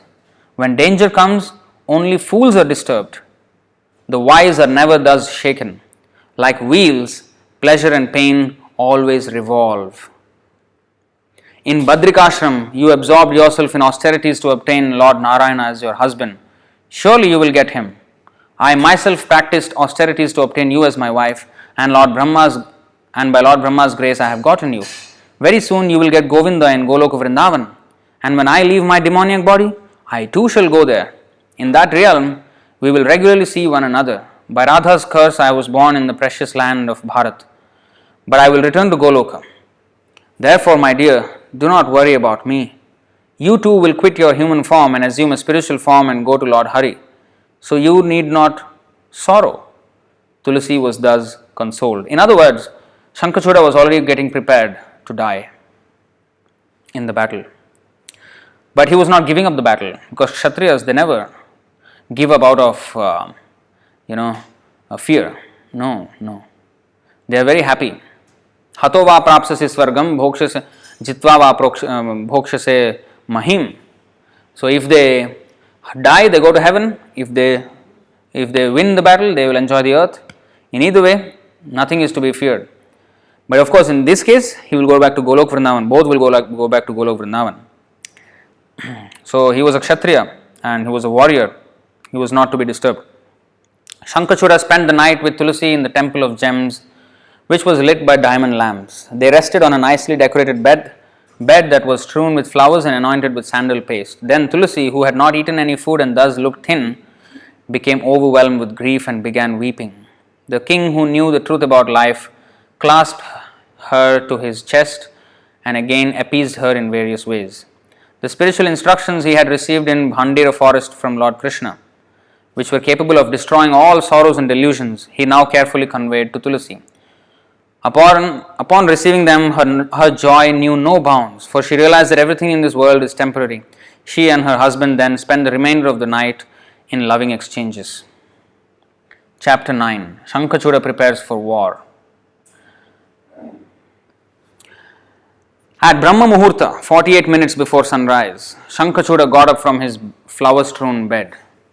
He discarded his night clothes, bathed in pure water, put on freshly washed clothing, and smeared his body and forehead with bright tilak markings. So this is a Vaishnav's way. Once he wakes up before Brahma Muhurta time, immediately one has to take a shower and with pure water and get dressed nicely and put nice tilak, and he performed his necessary rites and worshipped his personal deity. He worshipped Krishna's deity actually. He then saw such auspicious things as curd, ghee, honey, parched rice, etc., and as usual distributed to the Brahmanas the best jewels, pearls, clothing and gold. To make his departure for war favorable, he gave to his guru some pearls, gems and diamonds, and gave to the poor some horses, elephants and cows. He then gave to the Brahmanas 100 storehouses, 300,000 of towns and 700,000 villages. He gave in charity. He installed his son Suchandra as the acting king and entrusted to him the care of his family, kingdom, treasury, subjects, wealth, storehouses and conveyances. So he made all these arrangements. And please leave a comment down below if we should stop at 9:30 or go a little bit beyond as well. Let me know. Accordingly we will proceed. So if not, we will stop at 9:30, or we can go up to 10 if you think. Then we will stop there. So please let me know in the comment section. After this chapter is finished, I will go through the comments and see what you want, and according to popular majority vote, we will decide what is to be done. Okay, please leave a comment below. So he installed his son Suchandra as the acting king and entrusted to him the care of his family, kingdom, treasury, subjects, wealth, storehouses and conveyances. Śaṅkhacūḍa dressed himself for war and armed himself with bow and arrows. The king ordered the armies to gather. So 300,000 horses, 100,000 elephants, 10,000 chariots, 30 million archers and 30 million armed soldiers and 30 million trident holders readied themselves for battle. Not just a small army. After counting his forces, the king appointed a Maharatha, an expert in the science of warfare, as commander-in-chief over 3 lakh Akshauhini forces. 300,000 Akshauhinis. One Akshauhini is a whole army consisting of 109,000 foot soldiers, 65,610 horses, 21,870 chariots and 21,870 elephants. And that is one Akshauhini. And 300,000 Akshauhinis. To give you just an estimate, the Mahabharata war, Pandavas and Kauravas, the Pandavas had 7 Akshauhinis, the Kauravas had 11 Akshauhinis. Altogether was 18 Akshauhinis. And he had 300,000 Akshauhinis. Śaṅkhacūḍa. Amazing. Ordering 3 Akshauhinis to beat war drums. 3 Akshauhinis only to beat war drums. He remembered Lord Hare and emerged from the pavilion. Śaṅkhacūḍa rode on a fine chariot and headed by his guru and his elders left for Lord Shiva's place. So he personally wanted to go and meet Lord Shiva. Lord Shiva at that time was staying on the banks of the Pushpabhadra river at Siddhashrama. This holy place was known to enable sadhus to easily attain perfection in yoga. It was here that Lord Kapila practiced asceticism, and thus devotees of Lord Kapila went there and did the same. The place was bounded on the west by the Western Sea, on the east by the Malaya mountain range, on the south by the Srisaila mountain, and on the north by the Gandhamadan mountain. The Pushpabhadra river was 40 miles wide and 4,000 miles long. This auspicious river offered great spiritual merit and was always full of transparent, sparkling water. She is the favorite spouse of the Lavana ocean. Lavana means salt, and is indeed very sacred. This river issues from the Saraswati in the Himalayas, and keeping the Gomati river on her left side, she eventually merges with the Western Ocean. So now chapter 10, Lord Shiva's Counsel. So we will go to the comment section at this moment to see what devotees are wanting.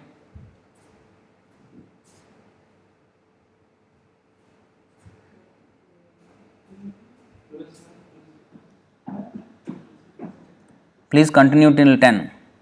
Please continue till 10. We can go beyond, Prabhu. Till 10. Super interesting presentation, so would love to go on. Continue till 10. I see all continue till 10.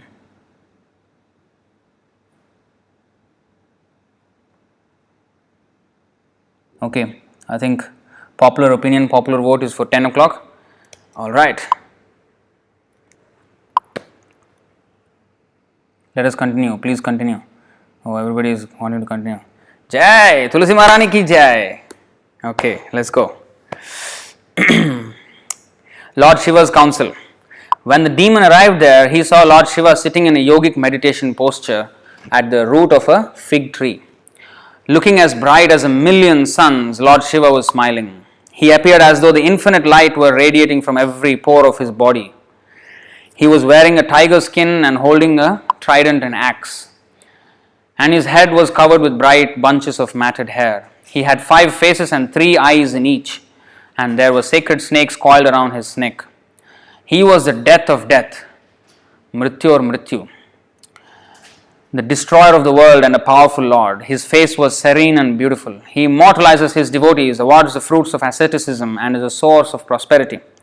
He destroys the world and rescues sinners from hell. Upon seeing Lord Shiva, Śaṅkhacūḍa got down from his chariot and with his entire army bowed low to him. He also saluted Bhadrakali, who was on Lord Shiva's left side, and Kartikeya, who was in the front. In response, they bestowed blessings on him. You see, there was complete respect, absolutely. So this is Kshatriya, they do it out of duty, but there is complete respect. Even in the Pandava, the Mahabharata war, in the morning they fought to death, until death they fought. But in the night, the people can go in these people can go into Pandava's camp, and the Pandavas could go into Kaurava's camp. It was free, and they could talk as friends, So, and here also, complete etiquette was there. Śaṅkhacūḍa bowed down to Lord Shiva and Bhadrakali and Kartikeya. He was also devotee, they were also devotees. They all knew, but out of duty they had to fight. Nandi and other devotees of Lord Shiva got up and greeted him in a suitable manner. Śaṅkhacūḍa spoke cordially to them and then sat down beside Lord Shiva, who greeted him cheerfully and said, "O King, Lord Brahma, the creator of the world and the father of religious duty, had a Vaishnava son named Marichi." So Lord Shiva started counseling Śaṅkhacūḍa. "O King, Lord Brahma, the creator of the world and the father of religious duty, had a Vaishnava son named Marichi, who begotten the virtuous Kashyapa. Daksha, another son of Lord Brahma, bowed to Kashyapa and gave him 13 daughters in marriage. Of these daughters, Danu, who was very blessed and chaste, gave birth to 40 sons. Oh, so 40, not 60. I earlier said 60. No, it is 40. So Danavas, 40 Danavas. They were all very spirited and are known as Danavas. Amongst them, Viprachitti was prominent. He was most valorous, pious and devoted to Lord Viṣṇu. His son's name was Dambha and he obtained Shukracharya as his guru. Following his teacher's advice, he worshipped Lord Kṛṣṇa. Shukracharya asked him to worship Lord Kṛṣṇa. This was well after Bali Maharaj's episode. So Shukracharya understood, I should worship Lord Kṛṣṇa. So Shukracharya advised him to worship Krishna at Pushkara by reciting the Krishna mantra for 100,000 years. Consequently, by Lord Krishna's boon, he was able to get a son like yourself. In your former birth in Goloka, you were very religious and were the chief cowherd friend of Lord Krishna. By Radha's curse, you have become lord of the demons here. But you are also a Vaishnava. And a Vaishnava regards everything, from the form of Lord Brahma down to the form of a blade of grass, as very illusory. Even if the 4 kinds of liberation are offered to him, namely Salokya, Sarshti, Sayujya and Samipya, to live on the same planet as Lord Viṣṇu, to have the same opulences as Lord Viṣṇu, to merge with Lord Viṣṇu, and to have equal association with Lord Viṣṇu. And even another one is Salokya, Sarshti, Sayujya, Samipya.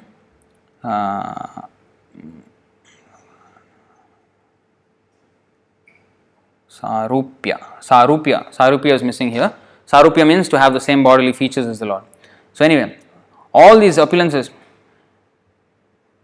even if they are given, he does not care at all for them. He is only interested in serving Lord Viṣṇu. That is the real Vaishnava. And you are a perfect Vaishnava. You are Krishna's closest friend. Nor does he care to have the position of Indra, Kuvera or Brahma, for he thinks them all insignificant. He only cares to worship and serve Lord Krishna. Now, you are a true Krishna devotee. Therefore, why do you care for those things that belong to the demigods and which are false to you? Better return to the demigods their kingdoms and please me by this act. Let the demigods be reinstated in their own positions and you govern your own kingdom happily. You are all descendants of Kashyapa Muni, so it is not reasonable for devotees to feud. In fact, the sin committed by killing a Brahmana is not even 1/16th as great as that of creating hostilities amongst one's relatives.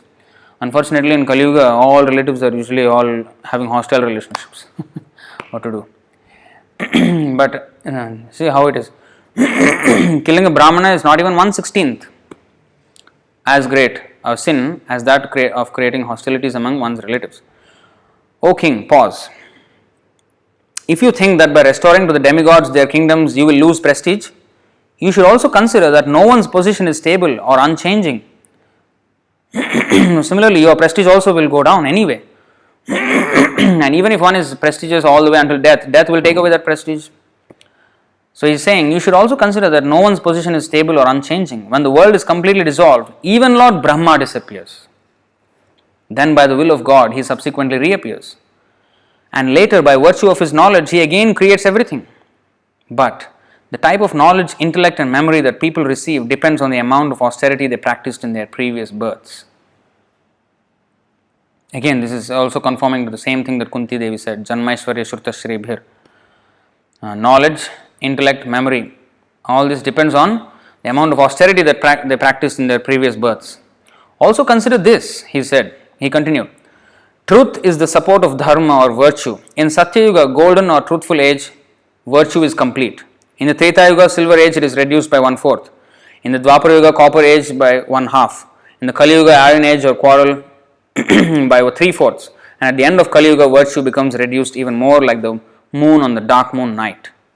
He is saying these examples because everything will wane one day, So your prestige, if you are worried about your prestige and your position, it is bound to wane, All these examples are there, he is giving all these examples. Or consider the sun. In the summer, its light is very intense, but not so in the winter. At noon, the sun is very hot, but not so in the morning and evening. In time, the sun rises, in time it becomes powerful, and in time it sets. By the working of time, it is obscured by clouds.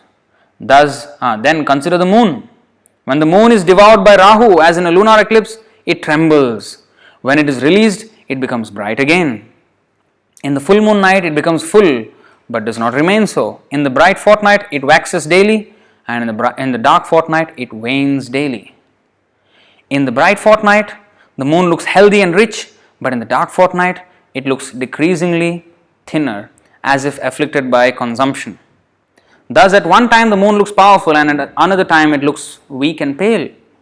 Similarly, Bali Maharaj is presently living in Patāla-loka. Actually, in another place it is said, in Bhagavatam it says Sutala-loka. So anyway, he was living in one of the lower planets, one of the planets beneath the earth. But at another time, he will become the lord of the demigods. See, Bali Maharaj is presently living in Patāla-loka, but another time he will become the lord of the demigods. In fact, it is said that he will become the next Indra, in the next Manvantara age, in the Savarni. Now is the Vaivasvata Manu, then Savarni Manu is the 8th Manu, Savarni. He will become Indra at that time. At one time, the earth is lush with grains and is the resting place of all beings, but at another time, it becomes covered with water. The entire world, including everything moving and non-moving, appears at one time and disappears at another. Only Lord Kṛṣṇa, the Supreme Personality of Godhead, remains the same. It is by His grace that I obtained the name Mrityunjaya, the conqueror of death. I have witnessed many dissolutions of the world, and I shall continue to witness them. Lord Kṛṣṇa is both material nature and the Supreme Being. He is the individual soul as well as the Supreme Soul. Though He assumes many forms, He is beyond those forms. Whoever repeats His name and sings His glories can conquer death. And He does not come under the influence of birth, death, disease, old age and fear. Lord Kṛṣṇa has created Brahma, the creator. He has created the Viṣṇu, the preserver, and me, the destroyer. By His will, we possess those potencies and influences. O King, I have delegated Kala, Agni and Rudra to do the work of destruction, whereas I myself only repeat His name and sing His glories incessantly day and night. You see, this is very important to know. So, Lord Śiva, He delegated His work, His demigod work, all His work in relation to the universe, to Kala, because Kal Bhairav, he is called Kal Bhairav. He destroys everything. So Kala, time, does that. He delegated that to the time, Kala. And Agni, fire, destruction. And Rudra, all these are actually marks of destruction. All these are symbols of destruction. Time, fire, and Rudra, anger. So, I have delegated Kala, Agni and Rudra to do the work of destruction. Śiva said, I actually don't really perform the work of destruction. I have delegated. What I do? Whereas I myself only repeat His name, Krishna's name, and sing His glories incessantly day and night. This is Lord Śiva. That's why He is called Vaishnavanam Yatha Shambhu, the pinnacle, the crest jewel of all Vaishnavas. For this reason I am called Mrityunjaya. Mrityunjaya means one who has conquered death. And by my knowledge I have conquered death. I am fearless. When death sees me, he flies away just like snakes flee when they see Garuda. That is Lord Śiva. King Śaṅkhacūḍa thanked and praised Lord Śiva repeatedly and replied modestly, what you have said is quite true. Please allow me to say a few words. Kindly listen. You have just said that fighting with one's relatives is a great sin. Then why did the Lord, on behalf of the demigods, take away all of Bali Maharaj's possessions and send him down to Patala? And why did the Lord, for the same reason, kill Hiranyaksha, Hiranyakashipu, Shumbha and other Danavas, demons? Long ago, the demons and demigods worked hard together, churning the ocean to obtain the nectar from it. But why did the Lord give the nectar to the demigods? O Lord, you see how he is putting forward his argument. O Lord, this universe is the sporting ground of Lord Krishna, and anyone he favors with fortune and glory obtains them. The quarrelling between the demigods and the demons is eternal. Victory and defeat come to each party alternately. So it is improper and unnecessary for you to interfere in our quarrel. For you, O great Lord, are both my relative and my friend, and your nature is of the highest self. To you, the demigods and the demons are equal. So it is certainly shameful for you to become our opponent and favor the demigods. If you win the battle, the glory and fame you would gain would not be as great as if we win. Because nobody is equal to Lord Śiva in fighting. And if he wins the battle, if some big heavyweight champion of the world, boxer, he comes and punches a man on the street and the man goes collapsed, everyone will shout at the boxer, what nonsense you are, and they will shout at him, "You idiot." Nobody appreciates such a knockdown or a knockout because it's so unequal. In fact, people will, he just bullied him. They don't. But if a heavyweight boxer, he fights with another heavyweight boxer and he defeats him, oh yes, a champion of the world. Like that. So he's saying if you win the battle, the glory and fame you would gain would not be as great as if we win. So, but if a small guy, he defeats a big guy, then of course everybody, wow, he defeated, just like Krishna, he defeated Chanura and Mushtika. Everybody was praising, wow, a small boy, delicate boy has killed mighty Chanura and Mushtika. So that's what he's saying. If you win the battle, the glory of fame would not be as great as if we win. And if we defeat you, the disgrace and infamy you would earn would be much greater than that which we would if we were defeated. So if you win, it is not very praiseworthy. And if we win and you lose, it's going to be shame. So whether you win or you lose, you are in a bad position here. And whether I win or lose, I am not in a bad position because I lost to Lord Śiva. If I lose, I lost to Lord Śiva. I at least fought with him.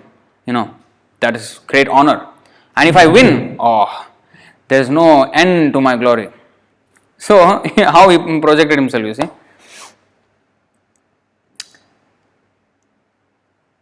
For we are small and you are great. So see how nicely the conversation, with full respect and with full chivalry, with full warrior spirit. At the same time, not simply scolding vulgar words. This is all cheapskate talk. Now Kali Yuga talk is like this. But you see how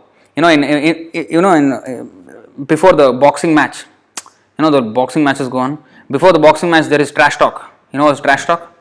You are this one, you are that, you are this. Muhammad Ali. If you know Muhammad Ali, he used to do that a lot. So this is something like a trash talk, but it's not trash. It's completely in line with religious principles, with full respect, at the same time full of warrior spirit. This is Vedic culture, Kshatriya culture.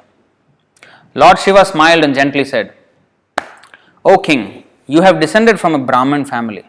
So if I am defeated by you, how shall I incur shame? In former days the Lord fought with Madhu and Kaitabha, as well as Hiranyakashipu and Hiranyaksha, and I fought with Tripura, and the universal mother Durga-devi fought with Shumbha and other demons. But none of the demons just mentioned who were killed in the war can be compared to you in prowess." That means, just imagine, Hiranyakashipu, Hiranyaksha, Tripura, Shumbha, Madhu and Kaitabha, all of them cannot match Śaṅkhacūḍa in their strength. Hiranyakashipu, we talked just yesterday, we talked about him, about how powerful he was, how he conquered the whole three worlds, although he was just a gatekeeper in Vaikuṇṭha. He was so powerful in this world. But here is Śaṅkhacūḍa, who is the dearest friend of Krishna. In Krishna's Goloka, he was just a cowherd boy, playfully, playing with Krishna. But when he descends to this material world, he is the most powerful. So, you see, none of them can be compared to you in prowess. You are the best of Lord Krishna's attendants. The demigods have sought Lord Hari's protection, so he has sent me on their behalf to approach you. The demigods have sought Lord Hari's protection, and so he has sent me on their behalf. Krishna has sent me, Narayana has sent me on their behalf to approach you. If I am defeated by a sublime person like you yourself, how can I be disgraced? But I am surprised to hear you talk of disgrace and infamy. There is no point in continuing this useless talk.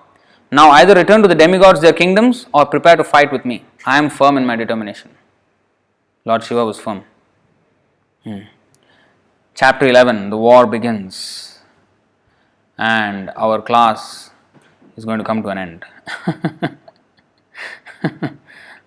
So, okay. Actually, this war is so good.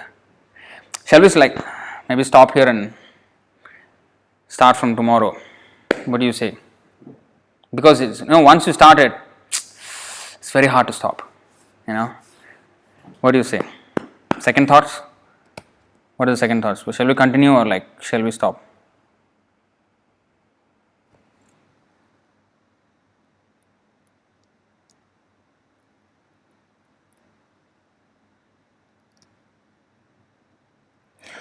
Okay, I think, you know what?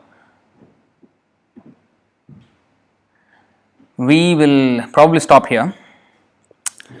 There are a couple of questions we'll just go through them, and the war we will read tomorrow, okay? Because it will go for very long. See, Kunti Mataji says, stop, stop it.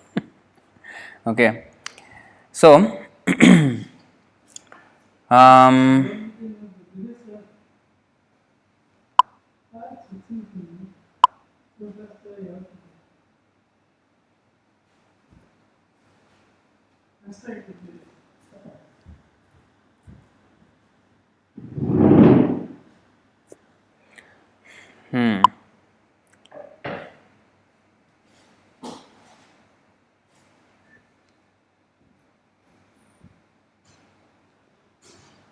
well, only I think about 2-3 questions are there.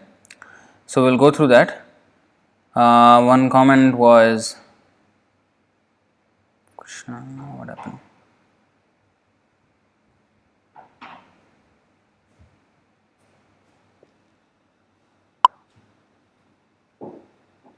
What is that? Where is the question? Yeah, this story link also please put in the YouTube video description. Prabhu, nice one. Please, a few days back I was asking Subala Prabhu about the story. Somehow Krishna heard and saying this Leela in your name. So Krishna has answered your prayers. Yeah, Raghunath Prabhu is quoting a Chanakya Pandit quote here, that women have hunger twofold, shyness fourfold, daring sixfold, and lust eightfold as compared to men. Then finally we have Hare Krishna Prabhu. Is Śaṅkhacūḍa and Jalandhar both are same person? I don't know about Jalandhar. Śaṅkhacūḍa, this is from the Brahma Vaivarta Purāṇa. Śaṅkhacūḍa is described here. So I did not hear the name Jalandhar. So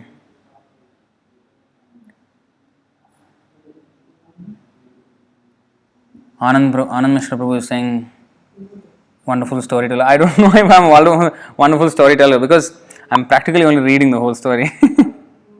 So Prithviraj Prabhu is asking a question. So he is asking, how do we see, how do we understand the crying of Sudama in Goloka, given it is a place of bliss and no distress? Can it be seen as a transcendental pastime where all the rasas are present and is something which you don't see in Vaikuṇṭha? So, the crying of Sudama is different from our crying. We cry because we feel material pains, like our desires were not fulfilled, or someone we loved, in bodily concept, we lost them, or something that we loved, maybe money or something that we lost, our business maybe is lost. So our crying is because of our material, bodily identification. But Sudama's crying is because he is going to get separated from Krishna, that is Vipralambha. Radharani also cries. Radharani is always crying because she was away from Krishna when Krishna was in Dwaraka and Mathura. So this crying, and Mother Yashoda was crying. So this crying is different. This is spiritual crying. Chaitanya Mahaprabhu was crying. So this is out of fear of separation from Krishna. But all such so-called, although here it looks like Radharani is so hard-hearted and she cursed two of them, Tulasī and Sudama. But you see, those curses are actually blessings because of this, now Tulasī has become a tree, and then later you will see tomorrow how she has become so glorious, and how because of Tulasī now we can worship Krishna. Now whatever our offering is, we can put the Tulasī leaf and it can go to Krishna. So actually Radharani is benedicting us by this arrangement that Tulasī is available to us, so that by her mercy we get the mercy of Krishna. That's why I say Krishna Bhakti Pradayani.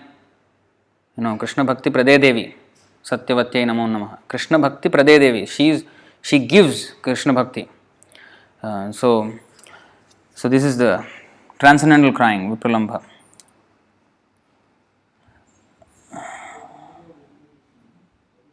Is Śiva help the soul to uplift its consciousness from ignorance? Yes and no. Yes, for those who actually go to him and take instruction from him, taking him to be a Vaishnava. Yes, then because he also has his own sampradaya. Rudra Sampradaya of Vaishnavas, and Viṣṇu Swami is from that Sampradaya also. So, who identify him as Vaishnava? If you see in Bhagavatam, Lord Śiva has so many, even here also you see how he is speaking to Śaṅkhacūḍa. It's so full of Vaishnava philosophy, complete Vaishnava. What we learn is that what he is speaking. And even in Bhagavatam, beautifully he glorifies. He is saying, even my work of destruction, I delegate Kala and Agni and Rudra. I myself only chant. So, he is full of knowledge. But those who approach him for that, they will get it. Usually the materialists, they worship him for material benedictions. They remain in ignorance, like the demons, like Ravana and all. Okay.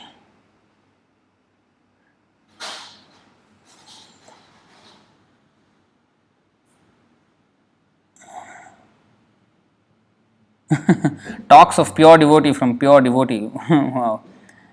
Shrutasya pumsam suchirashramasya. This is a very beautiful verse actually.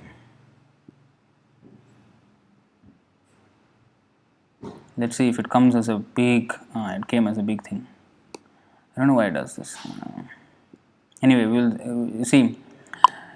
This is a very nice verse, 3:13:4. Shrutasya pumsam shruchirashramasya Nanvajnanjasa suribhiriditortha Tattad gunanushravanam mukunda Padaravindam hridayeshu yesham. Persons who hear from a spiritual master with great labor and for a long time must hear from the mouths of pure devotees about the character and activities of pure devotees. Pure devotees always think within their hearts of the lotus feet of the personality of Godhead who awards his devotees liberation. So Lord Śiva is actually speaking, he is himself pure devotee. No, he is speaking about Mark Zsombor Prabhu from Hungary. You know what he is saying, you see. It is only 3:45 p.m. here. You can go. He is happy, more than happy, he can sit the whole night.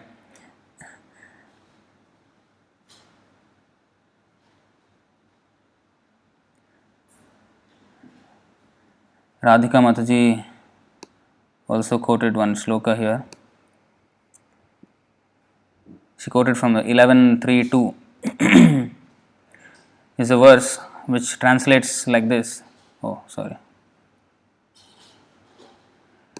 He said, looking forward to tomorrow's class. Although I am drinking the nectar of your statements about the glories of Supreme Personality of Godhead, my thirst is not yet satisfied. Such nectarian descriptions of the Lord and His devotee are the actual medicine for conditioned souls like me who are tormented by the threefold miseries of material existence. Srimad Bhagavatam, Canto 11, chapter 3, text 2. I think it's worth remembering this whole verse.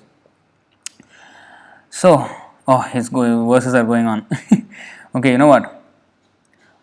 There is a nice verse.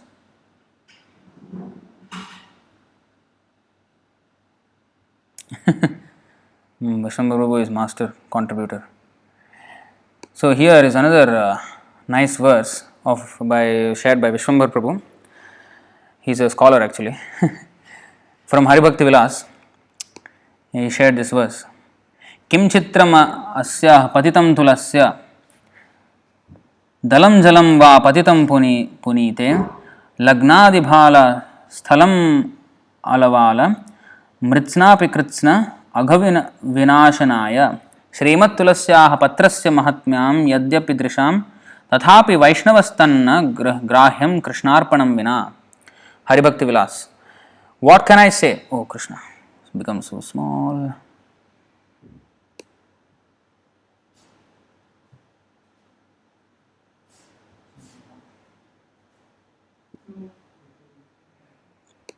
See, what can I say about the wonderful glories of Tulasi?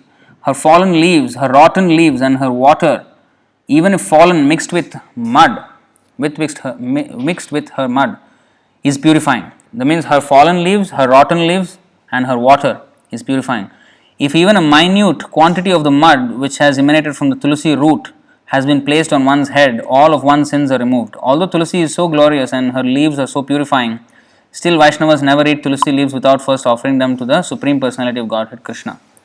So actually, at the end of tomorrow's session, we will read some of these shlokas about the glories of Tulasi and how nicely it is said, you see, Haribhakti Vilas.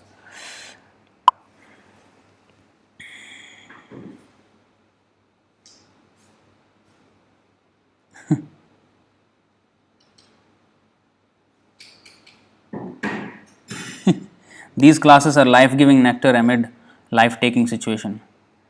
It's not nothing to my credit. It's just, Krishna's topics are nice, and when in the association of all of you Vaishnavas, it becomes even more pleasurable to discuss these things. So it is by your eagerness that everything is also coming out nicely. Because without audience, what would be a speaker? So I would like to stop here. Thank you all very much.